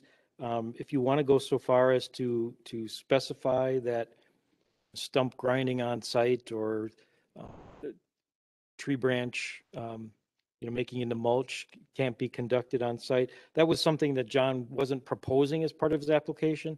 If you recall the one on Century Lane, that was a component of what they wanted to do, was to bring a big tub grinder to the property a couple times a year. And we made it clear that we spelled it out in the condition that you could do this twice. I think it was twice a year or something. But that's not what is being requested in this case. So right now, number 3 reads outdoor storage of trees, branches, stumps, or other tree components is prohibited. I think that covers that, unless you want to make it clear that not just the storage, but the processing, grinding, shredding. And I guess I would make that motion that we'd amend number 3 to include mulching, shredding, and grinding operations. That would be a amendment? Amendment to number 3. Amendment to the motion. To add that to that text to it. That those are prohibited. Those are prohibited. So you're making an amendment to the motion to change item number 3 to also prohibit shredding, mulching, grinding. Yes. I'd also like to just jump in and say that one of the items we have that typically comes up with all of these landscaping businesses is the differentiation between business activities and personal maintenance. People who are in the business, from what we've seen, they like to keep their own properties nice and tidy and get rid of the emerald ash borer stuff and clean things up. So there's got to be some latitude to at least acknowledge that property owners can do personal property maintenance and not be, deemed to be, they're running a business because there happen to be some tree trimming going on. I don't know if we need to spell that out. You can put other than ordinary and customary residential use. Sure. Right? So if I cut down my tree in my backyard, I can grind it up. Fine. We can use the chainsaw, which I think was an issue on Century Lane, et cetera. But for commercial purposes, no. So I would add that.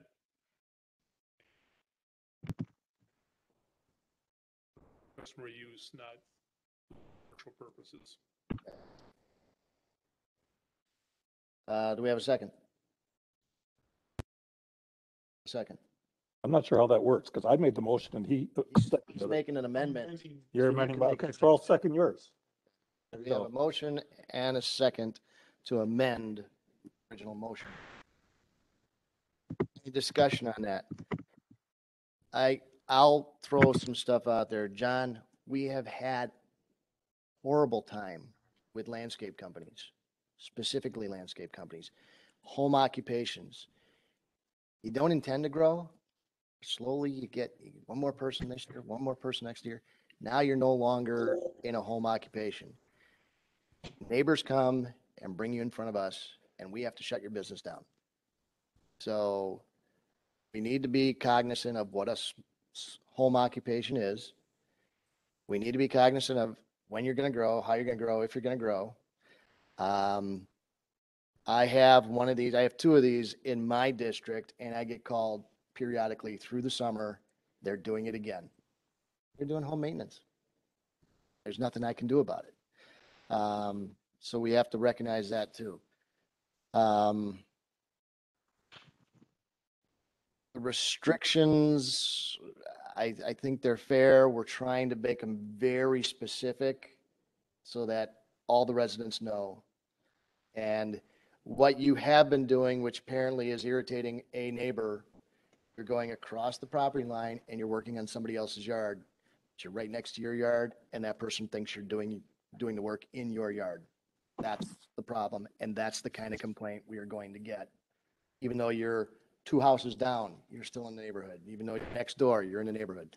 So please be cognizant of that and try and talk with your neighbors and see if your employees are peeling out the driveway.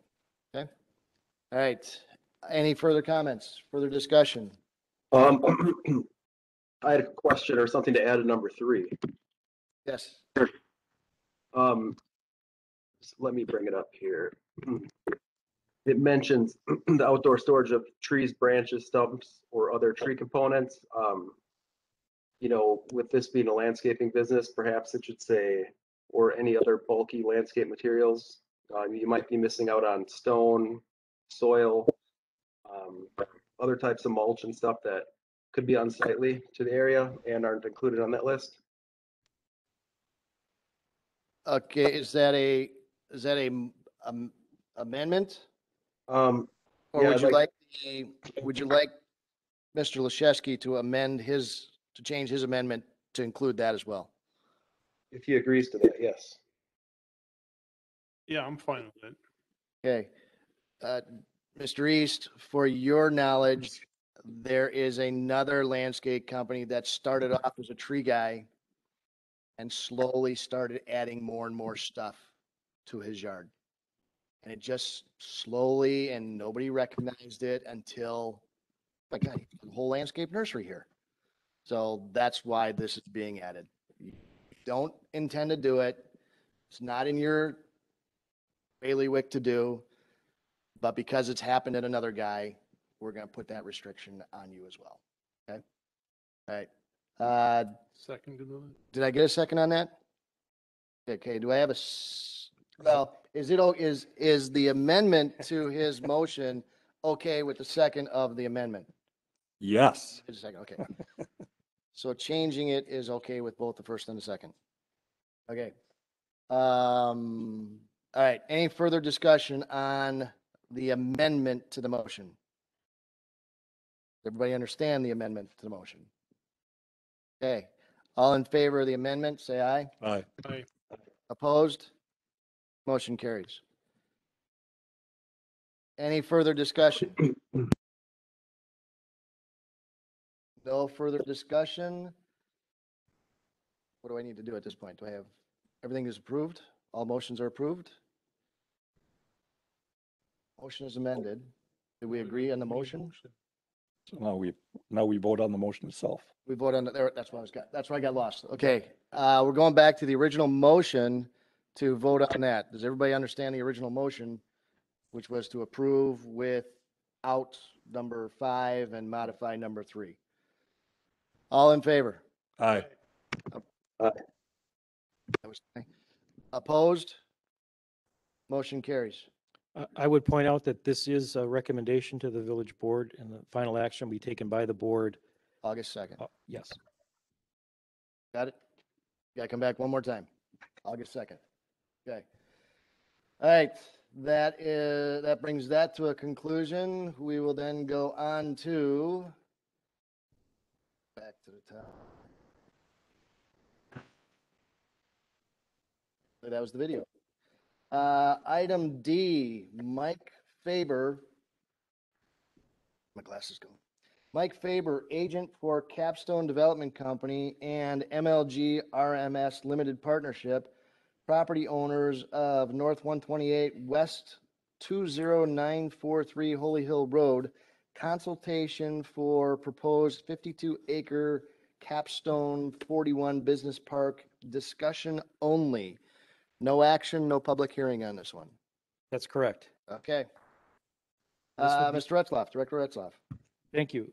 This would be a consultation discussion with the developer. Capstone Development, Capstone Quadrangle is the company name.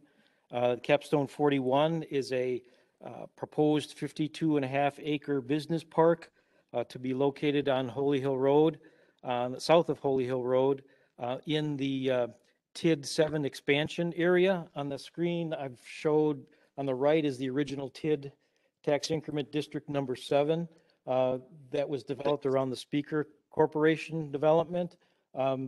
Earlier this year, the village expanded TID 7 to include the land highlighted or surrounded in the green boundary, and the dashed red box up in the north west corner there along Holy Hill Road is the 52.5-acre parcel subject to the discussion this evening. As you indicated, Mike Faber, agent for Capstone Development Company, is here this evening by WebEx, and also Paul Quick is here in the audience to address any questions and respond to feedback that is given by the Plan Commission. The proposal is to develop a business park that would, again, be on the 52-acre parcel developed in 2 to 3 phases. Approximately 785,000 square feet of Class A building space in up to 3 buildings that would serve light manufacturing, assembly, warehouse distribution, and e-commerce type uses. On screen is a proposed master site plan for the 52-acre parcel. As shown here, there are 3 buildings proposed. I've highlighted in red the building on the west side of the property. That is proposed phase 1 development that is intended to commence this summer with a 203,000 square foot spec building. Along with that would be the construction of a street, basically an extension south from Holy Hill Road of the Gateway Crossing Road that goes north to serve the Briggs and Stratton development and the other Zilber 4 buildings in the Germantown Gateway Corporate Park on the north side of Holy Hill Road.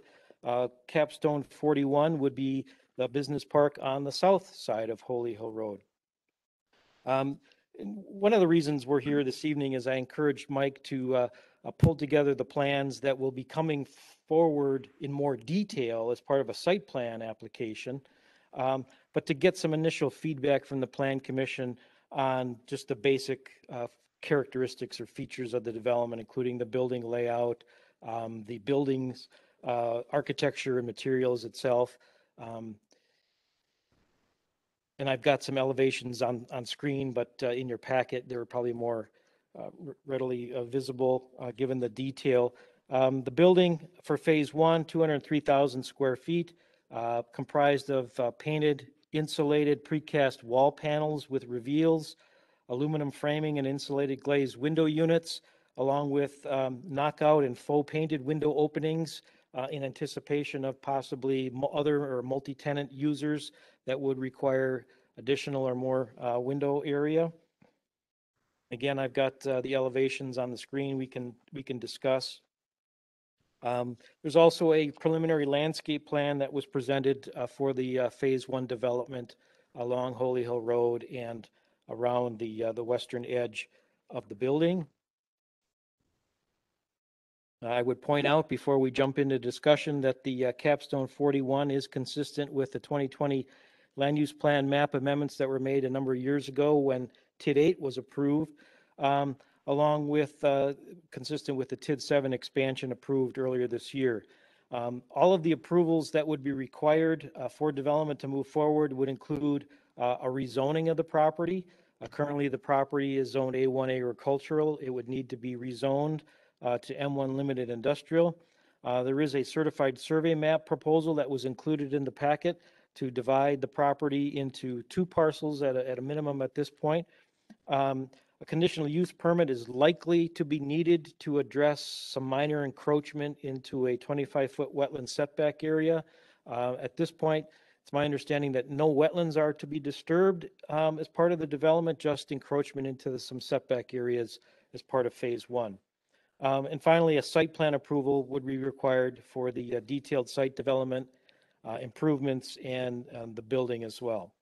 At this point, we can jump in. I would ask Mike if you want to provide additional comments. Please feel free to jump in at this point. Thank you, Jeff. Chairman Baum, Commissioners, my name is Mike Faber, a partner with Capstone Quadrangle. We're pleased to be able to bring this forward, and at this time, hoping for taking up Jeff's suggestion that we give you a preview here of what you will see in a few weeks for a more formal site plan approval request, in the hopes that if there are any tweaking issues that we feel we need to do, that we can get them taken care of, mostly due to the time pressure of the fact that in Wisconsin we have 2 seasons. Winter is here and winter is coming. And so in order to be able to address soil and subsoil matters before winter sets in, because we have steel and precast coming in February, we hope to move through this process efficiently, and we took Jeff's suggestion that we give you a sneak preview in case you have any substantive or detailed comments about the design as it stands. Commissioners? Jeff, I'll start out with what are we doing with the feedback that we got from the 2050 survey? Are we acknowledging that? Are we that it's not official yet, so we're not?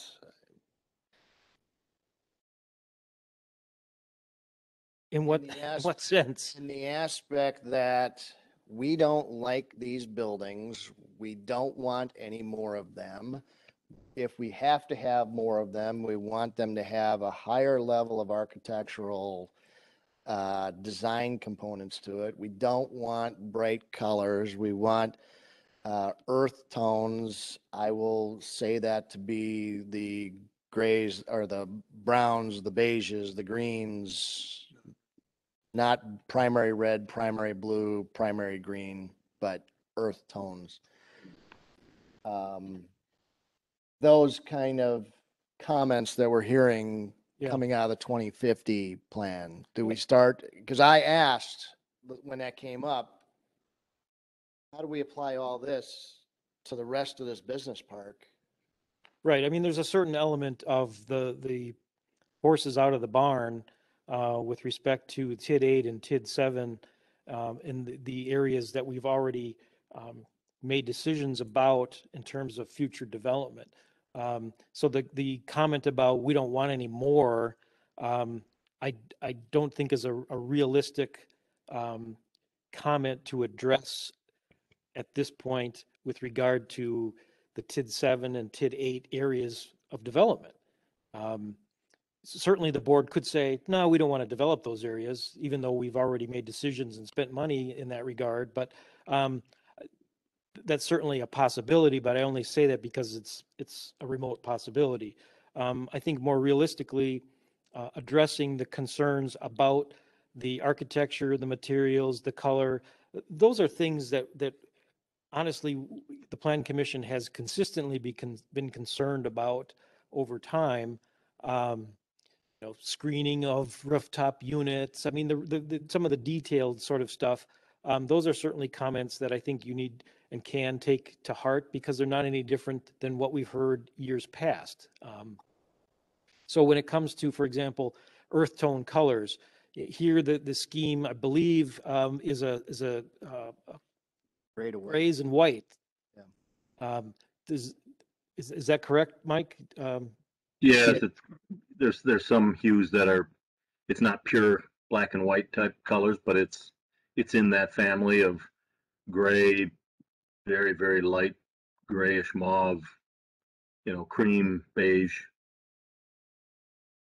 Not meant to be jarring and primary bright in your face colors like my friendly competitors across the street at Briggs and Stratton have. And how far we go with that is where I don't know how to guide him on that yet. Yeah, We haven't finished that process. We heard comments. right. I think the Plan Commission needs to give weight to those comments, but understand that it's not a specific requirement or prescription in the code. I know we had talked about creating an overlay district as a result of the 2050 plan where we would spell out more detailed things and restrictions with regard to whether it be colors or requirements for certain architectural features or minimum prescriptions for landscaping or berming and that sort of thing. We're not quite there yet, but you certainly can keep those things in mind as we review site plans for development, much like we do all the time. So in this case, are the colors that are proposed, granted, we don't have colored renderings that we can easily see, but, mauves and grays, I mean, it's a difference than the primary blues and reds that we've seen. Did you happen to show Mr. Faber the images that people were favoring? The higher architectural caliber? No, we didn't. I didn't pass those along. We received, the plans that we have, that sort of passed in the night, so to speak. So I don't know if there was any opportunity to reconsider. So at this point, that was the purpose for our consultation, is to give the Plan Commission an opportunity to comment on the architecture and materials. Okay. I mean, I would say this, that what's presented does show some level of articulation, but not to the extent that we've required in other scenarios or have been presented with as part of previous developments. To me, it's the same level of detailing that everything else out there has. It's just enough to articulate the building. There's nothing of high quality, upper level design. So, Mr. Leszewski. I would just, when I look at the overhead, I mean, from what I can tell, it's more oriented towards distribution, which means there's just a ton of truck docks. So when you look at off of Holy Hill Road, the buildings are oriented north-south. You're going to be looking kind of to the south down alleys of semi vans. So I think there is quite a bit of landscaping in the northern end of the property, but I'd just reiterate that there could be some berming done with super heavy duty landscaping, natural landscaping there, because it's not going to look very good when you're going down Holy Hill Road to the east and look to your right. It's just going to be truck city between those buildings. If it is for distribution use, which I don't know why you designed it with so many docks if it was not, and being on the proximity of the highway and everything, of course, there's going to be a lot of distribution, 3PL there. So that's my comment, is just if there are berms, I can't tell how high they are, but it'd be nice to have something where you're kind of blocking that view, topped by lots of evergreens and deciduous trees, bushes, etc. Okay. Anybody else, commissioners? I just go along with what Commissioner Leszewski said. And I think what a lot of people had problems with in that area is just that the scale of the buildings are so large and they're so close to the road that there isn't a lot of room for landscaping that would make things seem more to scale. And again, on this drawing, it doesn't look like there's a lot of room for landscaping. So in an ideal world, you would have a little bit more room for landscaping along the, is that the north side of the development there along Holy Hill Road with, you know, a mixture of evergreens and deciduous trees. Right now, there's really not enough room to provide really nice looking landscape, in my opinion. Matt, how much room do you think is necessary? Well, I was driving past Mequon Road. You have Germantown Business Park over there, and they have, you know, several rows of trees. So I don't have a to scale drawing to measure, you know, what that area is, but they're showing trees on this plan and they're taking up pretty much that whole space. So is that grass area in front of the building 30 feet? You know, you'd probably need 60 feet to add more layers of landscaping. So I will say that the Germantown Business Park on Mequon Road, being directly across the street from a residential subdivision, we required, is that the right subdivision we're talking about? Yes. We required a 150-foot setback to the building, which would allow for substantial berming and substantial landscaping due to the relationship of the residential. But I think I would agree with you that, man, you got one tree and then you got driveway, one tree, street. And that tree is going to be hanging out into the street and hanging out into the driveway when it grows up, unless we're cutting it down. Yeah, so in fact, it probably needs to be tripled, but it looks a lot nicer along Mequon Road. It just does. It looks a lot more appealing. And Yeah. it does not look appealing along Holyhead Road, even on the north side of the street there. What is the setback requirement to Holy Hill Road? Because I don't recall any of the other ones being this close to the road. I believe the setback is 50 feet, and I think our buildings are at about 60 feet back. Yeah, that's correct. I mean, if we look across the street to both the Briggs and Stratton and the Zilber building that's closest to Holy Hill, those buildings are further back than the minimum setback requirement. But in the space in between, like for Briggs, for example, there's some landscaping, then there's an accessory service drive, and then the building.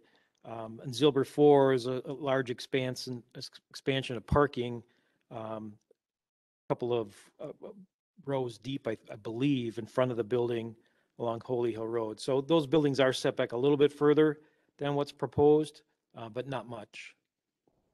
So, Mr. Kimler, would you say that when this comes back before us, that you would probably further that discussion to get a little more distance from the road and more landscaping? Yeah. Yes, that would be my preference. Okay. And then, you know, I think the buildings are oriented the other direction than the ones on the other side of the street, perhaps too. Like I think some of the ones on the north side of the street, you know, all the truck docks are facing the other direction, so you don't really see them from Holy Hill Road. It might not be true for all the buildings, but Briggs and Stratton is oriented northwest. The Zilbergs are east-west. okay. Yeah, so I don't know if that's possible to orient it the other direction, but that would also, you would maybe need less screening if you wouldn't see all of the trucks and the docks. Given the nature of the buildings and the anticipated uses, as you can see with heavy amount of truck docks, the north-south orientation, in my opinion, presents the best opportunity to provide some level of screening or visual, impediment to seeing all of those docks than if you had one building that ran east-west across the frontage and two buildings behind it. You actually only see 1, 2, 3, 4, 5, 6, 8 trucks because everyone is stacked behind it then. If you turn it to face the building, you see 100 trucks. Yeah. So see your point. Further comments, further reviews, further? Mr. Faber, are we giving you information that's helpful, or is, if I'm not giving you, I've been through these plan commissions where I've never gotten information that was usable, so I don't want to not give you information. No, I appreciate that, Mr. Chairman. It's candid, and I respect and appreciate that. I do admit to feeling a bit of stress because this is the site plan that was presented to the Plan Commission and the Village Board when the board approved tax increment financing for the site. Yep. And on that basis, we've moved forward and actually have had to commit to steel and precast for this first west building, phase one. Yep. And we have a prospect very interested in 3/4 of that building in its configuration. So I will have to digest all of your comments. I certainly feel that there's enough room along Holy Hill Road to make very substantial landscaping there. It's a bit of a challenge to put too much day one, because if they, as they mature, they grow into each other. All the landscape professionals tell us you got to give them more space because otherwise they'll kill each other. But I think substantial landscaping at the start, as Commissioner Kimmler is making a good comment about, is very appropriate and certainly is warranted as traffic approaches from the west, from I-41 on the freeway, because the orientation of the buildings means that the dock side of the building, as opposed to the officey side, is the first thing that would be visible. Personally, I view the dock side of the building as the business end of industrial buildings, and its efficiency. It's the important part of industrial buildings.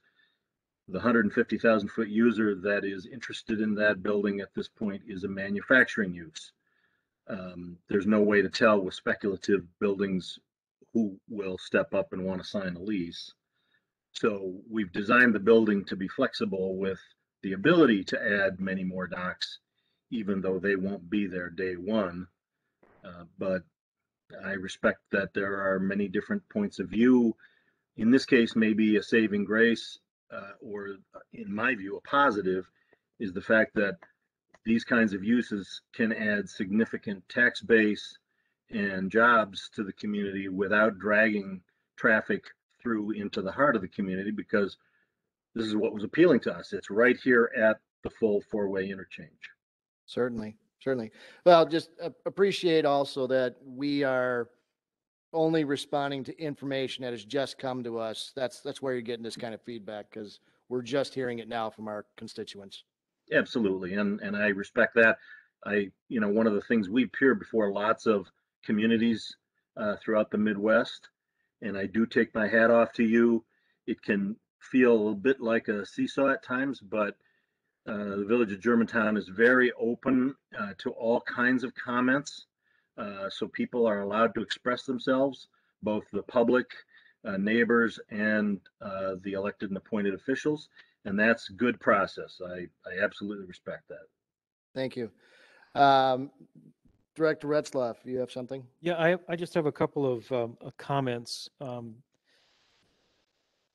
Today I spoke with the Public Works Director, and who was presented with design plans for the Holy Hill Road improvements today, a 30% completion set of plans. And we were looking at those plans with respect to the curb cuts and driveway pads that have been provided for in the plans. Now, granted, at 30%, there's a lot of room for change. At this point, those plans aren't showing a particular type of curb cut at the easternmost driveway that's shown to this master site plan. So we do need to work further with Mike on the orientation of that driveway. I mean, the location can't really change. It's essentially right across the street from where the secondary access into Briggs and Stratton is located. So there's going to need to be that full movement curb cut as shown on this particular concept plan. Currently, that's not reflected in the design plan for Holy Hill Road. So there needs to be some further coordination with regard to that. The second.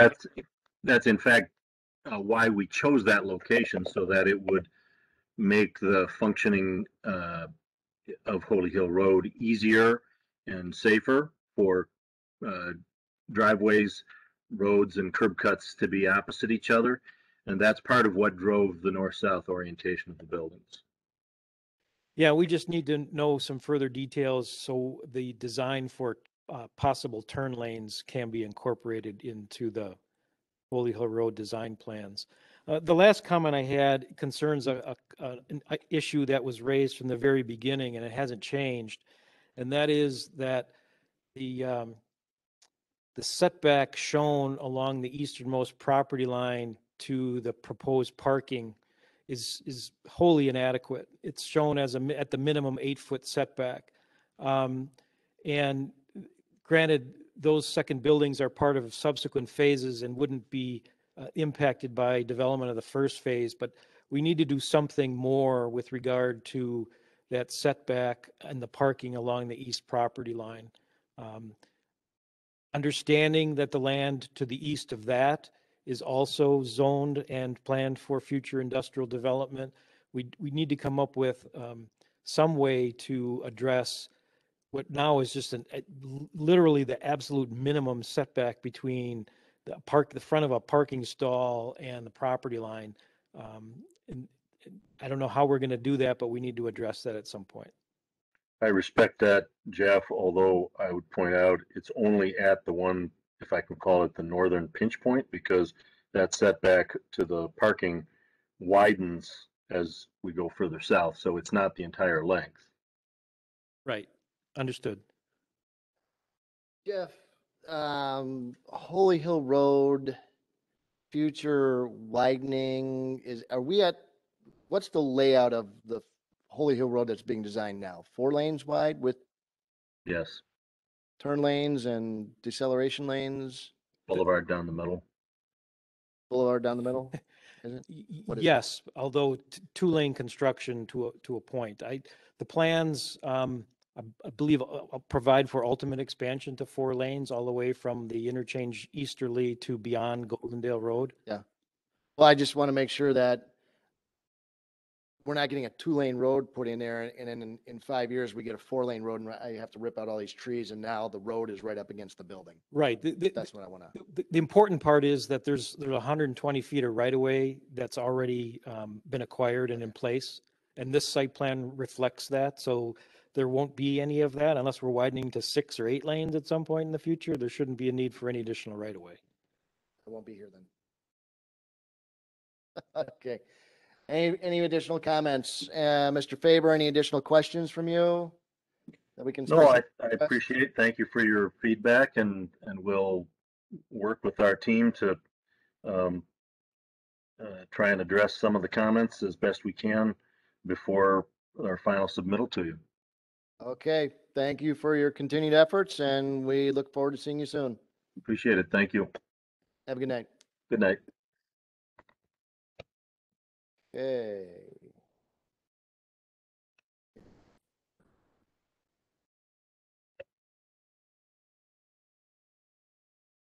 All right. Brings us to item E. Mary G. and Megan Ybarra, property owners of West 202 North 11860 Merkle Drive, zoning permit for a 6-foot fence. Action is required. Emily, you're taking this one? Thank you. If we could get the PowerPoint up on the screens. Perfect. Thank you. Okay, so the property owner and applicant is seeking approval to construct a privacy fence in a front yard at a height of 6 feet on the residential lot located on Merkle Drive. The subject property is zoned RS5, single family.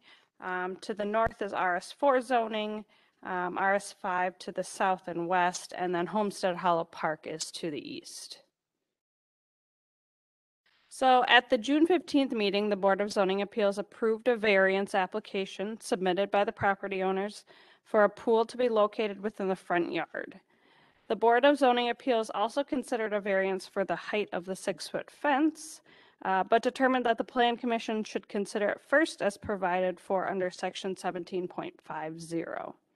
If the Plan Commission does not approve the request, the applicant can bring the request back to the Board of Zoning Appeals for consideration. The property is located on the east side of Merkle Drive, where the street makes a curve to the east. This results in the front yard of the property extending the entire length of the parcel to meet the rear yard, effectively eliminating the side yard.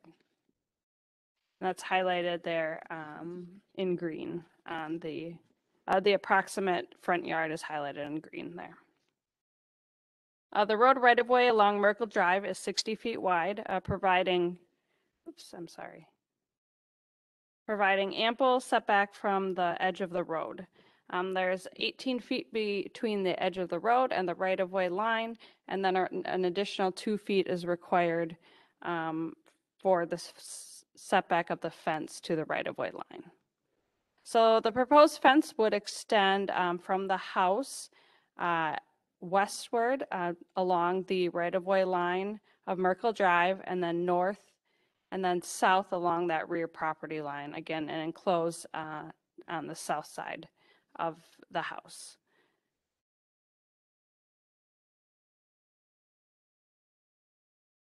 These are some images provided by the property owner. This is looking north along Merkle Drive from the property's driveway. This is the same view. And one more time. So it's staff's recommendation to approve the proposed installation of a fence 6 feet in height along Merkle Drive in the front or street yard for the residential lot located at W202 and 11860 Merkle Drive. The applicant is with us via WebEx this evening if you have any questions. Commissioners, do you have any questions of the applicant? Motion? I will move approval. If I can find it here. Oh, there it is. I'll move approval. Of the proposed installation of a fence, 6 foot in height? They want a taller fence? I thought I read that they wanted. Oh, it's 4 feet that's allowed, 6 foot is taller. Okay, we have a motion. Do we have a second? Second. We have a motion and a second. Further discussion? Question. Is that property north of Creekview Street?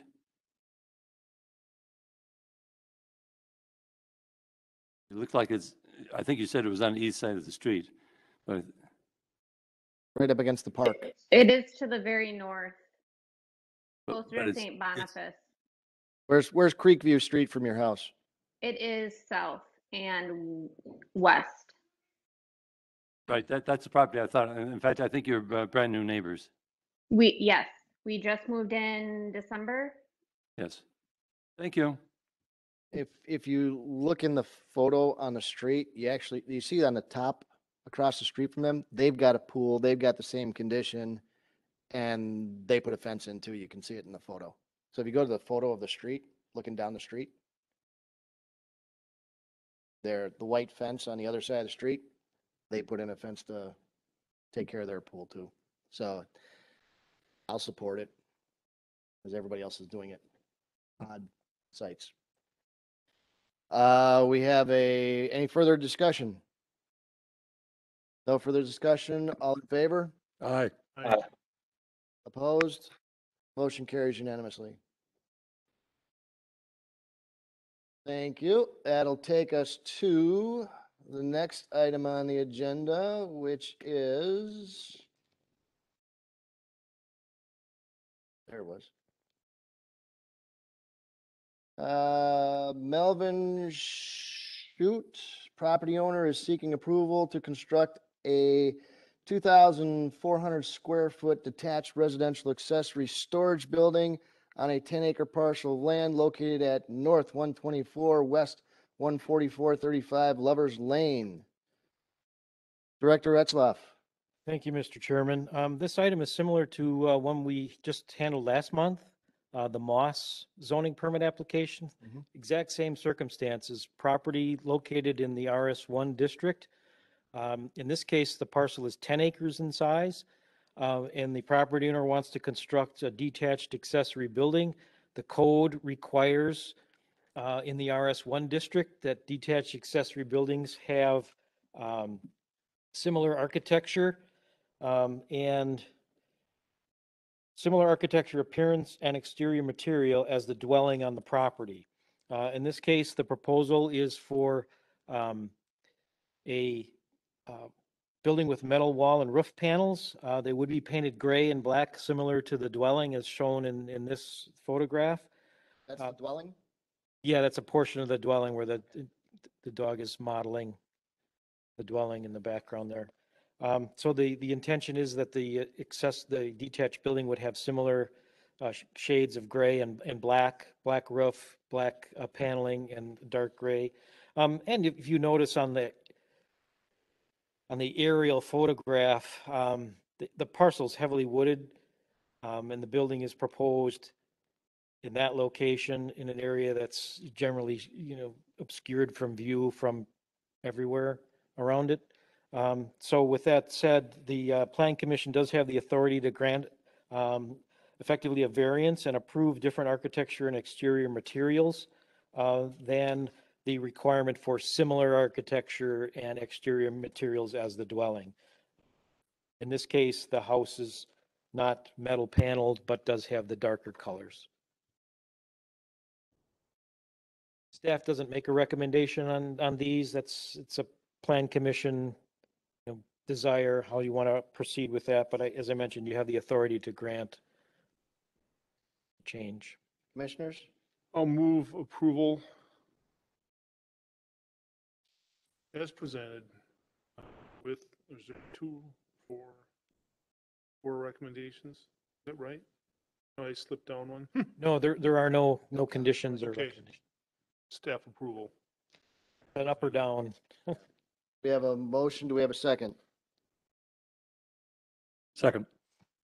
Motion and a second. Discussion.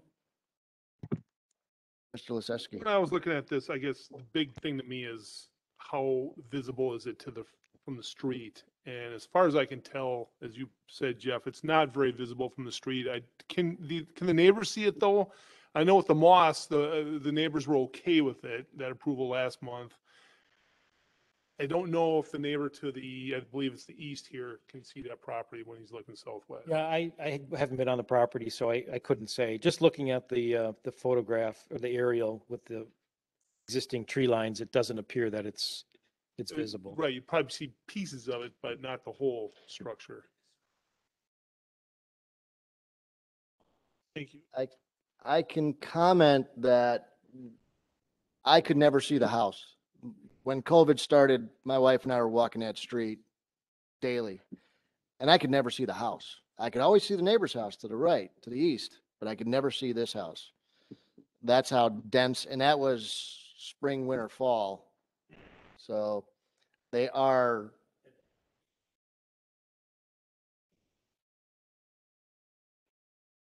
Yeah, yeah. So that's Mr. Aiken's house next door?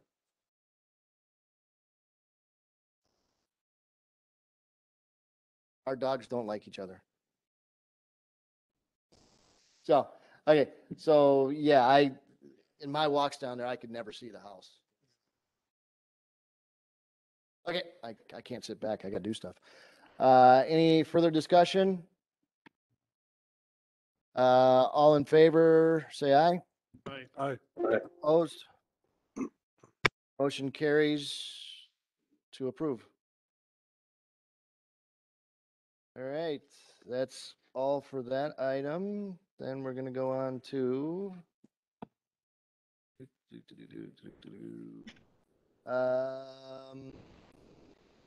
Loris Memick, Permit Advisors on behalf of Harbor Freight Tools applicant and GGD Oakdale LLC property owner seeking approval of site development and building plans for exterior improvements and signage for an existing commercial building located on 5.35 acres located at North 96 West 18650 County Line Road. Mrs. Zant. Thank you. So Harbor Freight Tools is proposing to occupy the space that was the Sears outlet store on County Line Road that has been vacant for some time now. The subject property is zoned B1 neighborhood business. It's surrounded by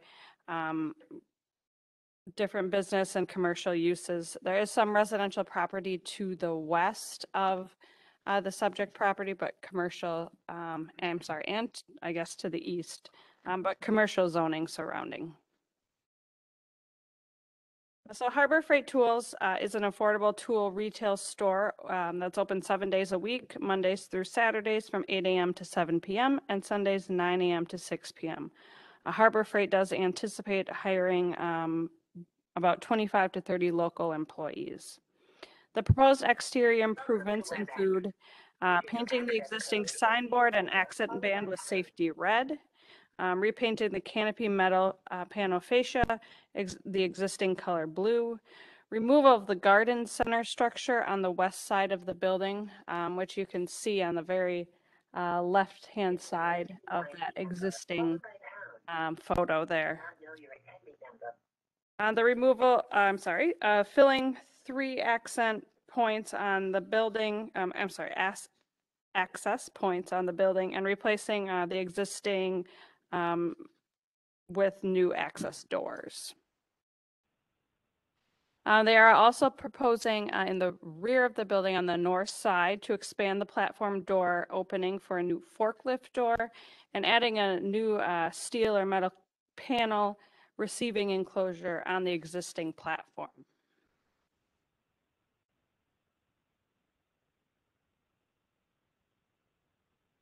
So the property will continue to to be served by the driveway from County Line Road to the south and the cross-access easement that connects to the commercial property to the west. The parking lot will be restriped by the owner of the property and will be required to meet the minimum stall size of 180 square feet.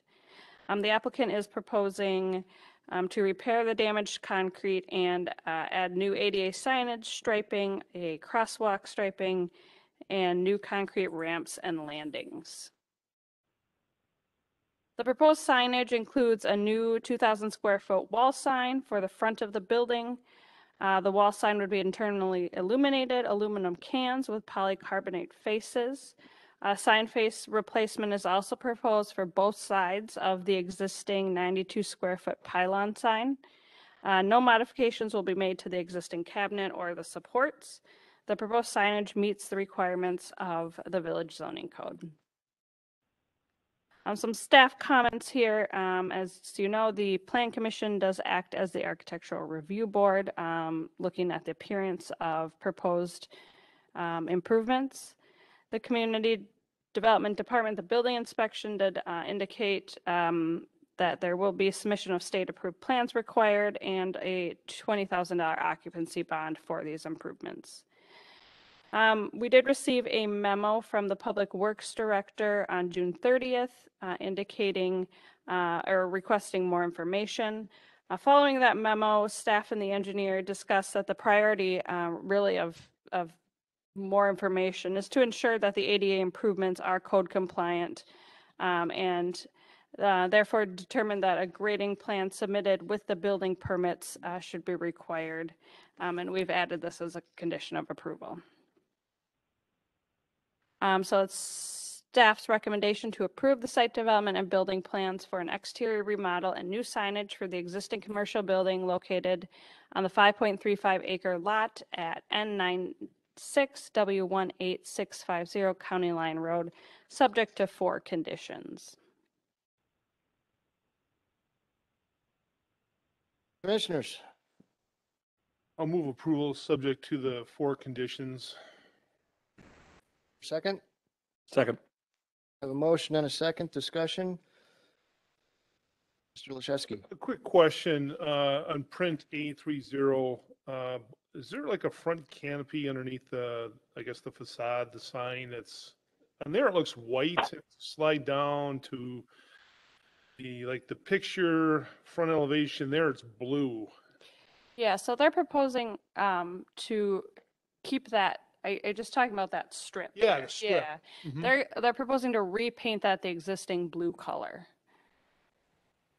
Not white? I believe correct me if I'm wrong, but I believe they're proposing to leave that blue. No, we're not. Actually, we're proposing to change that red.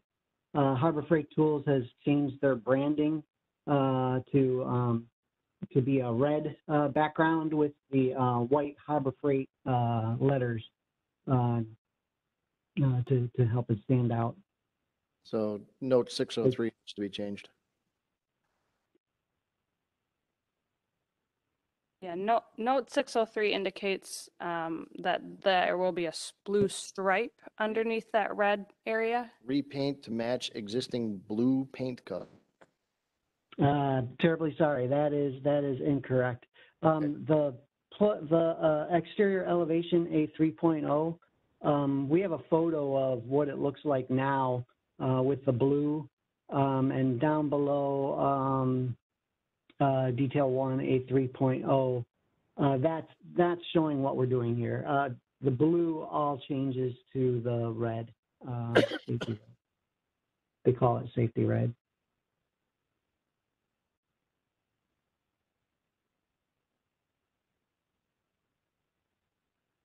Okay. Further questions, further comments? One that I have, what's with the parking lot? I don't see a single tree in that lot. We have landscaping requirement for the parking lot? Islands, something? Nothing there. Historically, Yeah, we haven't taken advantage of the site plan process to require landscaping when there isn't a reconstruction or redevelopment of the parking areas per se. And So we're gonna leave this parking lot as awful as it is? Looks terrible. that is our intent.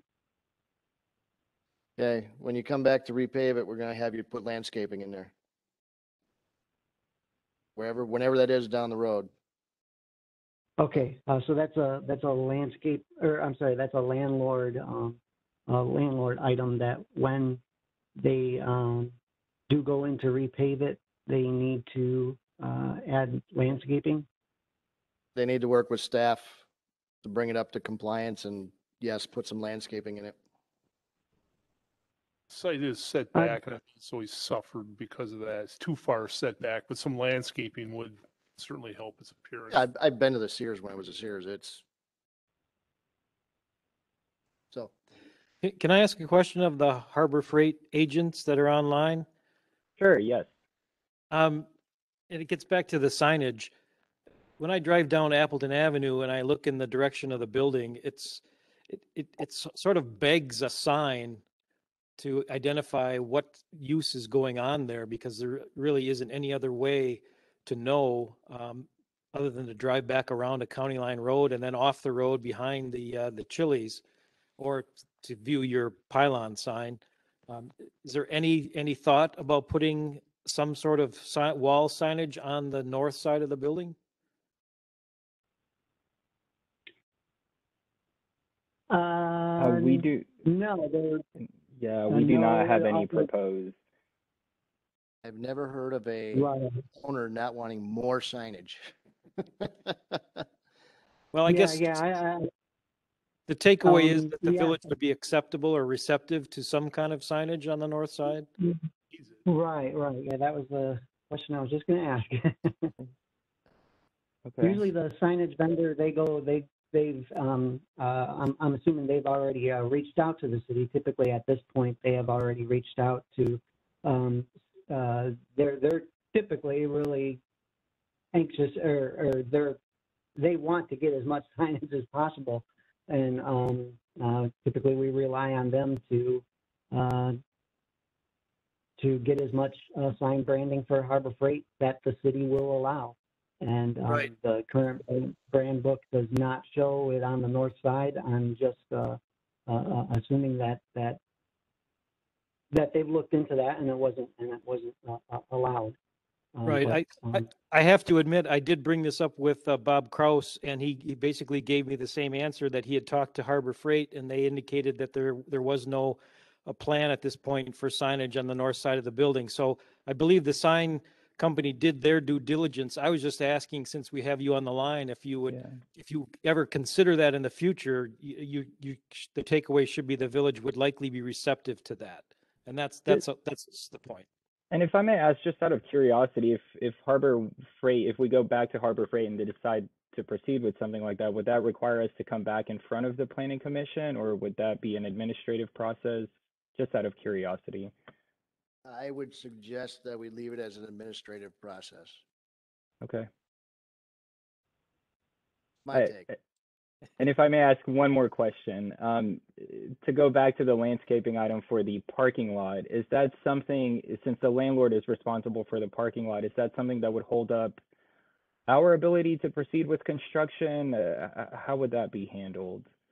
Is the landlord coming to do any work on the parking lot? Let me see here. Parking lot, we did note was in. If there's sealing and striping, we're not going to require landscaping. Repaving. Reconstruction. Yeah. Okay.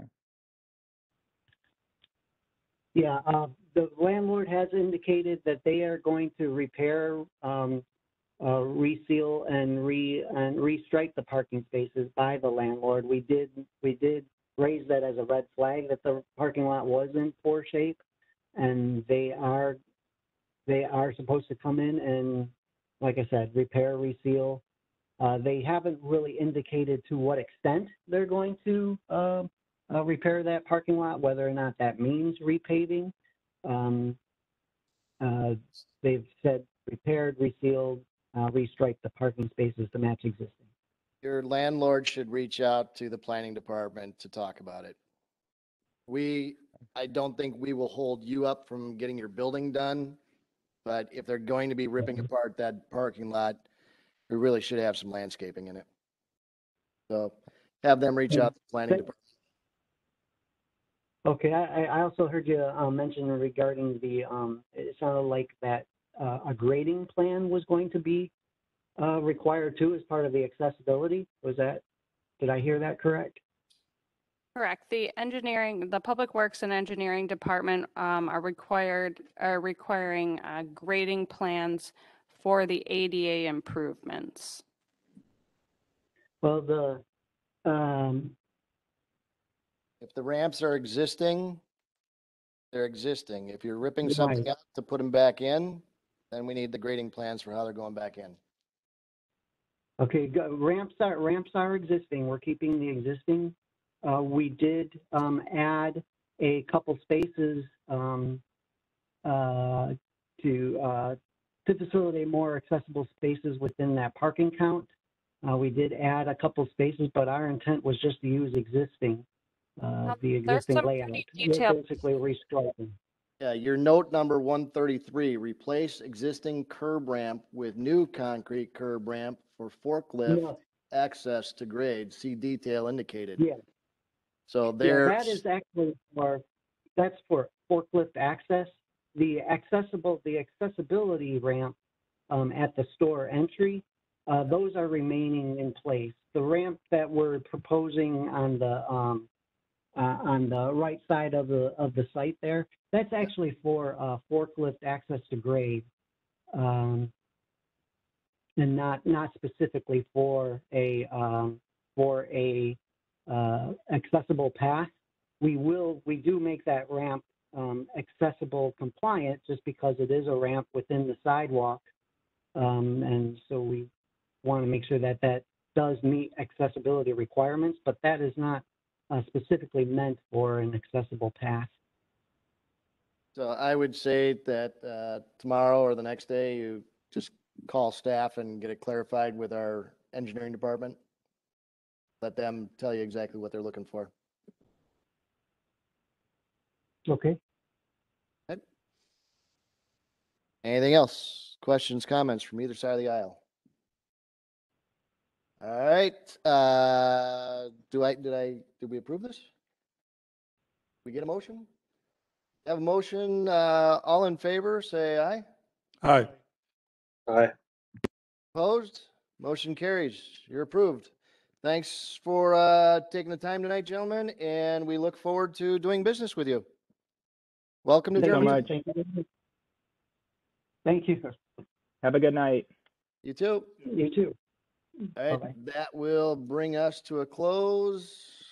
Let me get back to the top page. Any announcements? No announcements? Did we cover everything on the agenda? Got lost halfway through. All right, then I will call this meeting done at 9:15. Turn off your mics.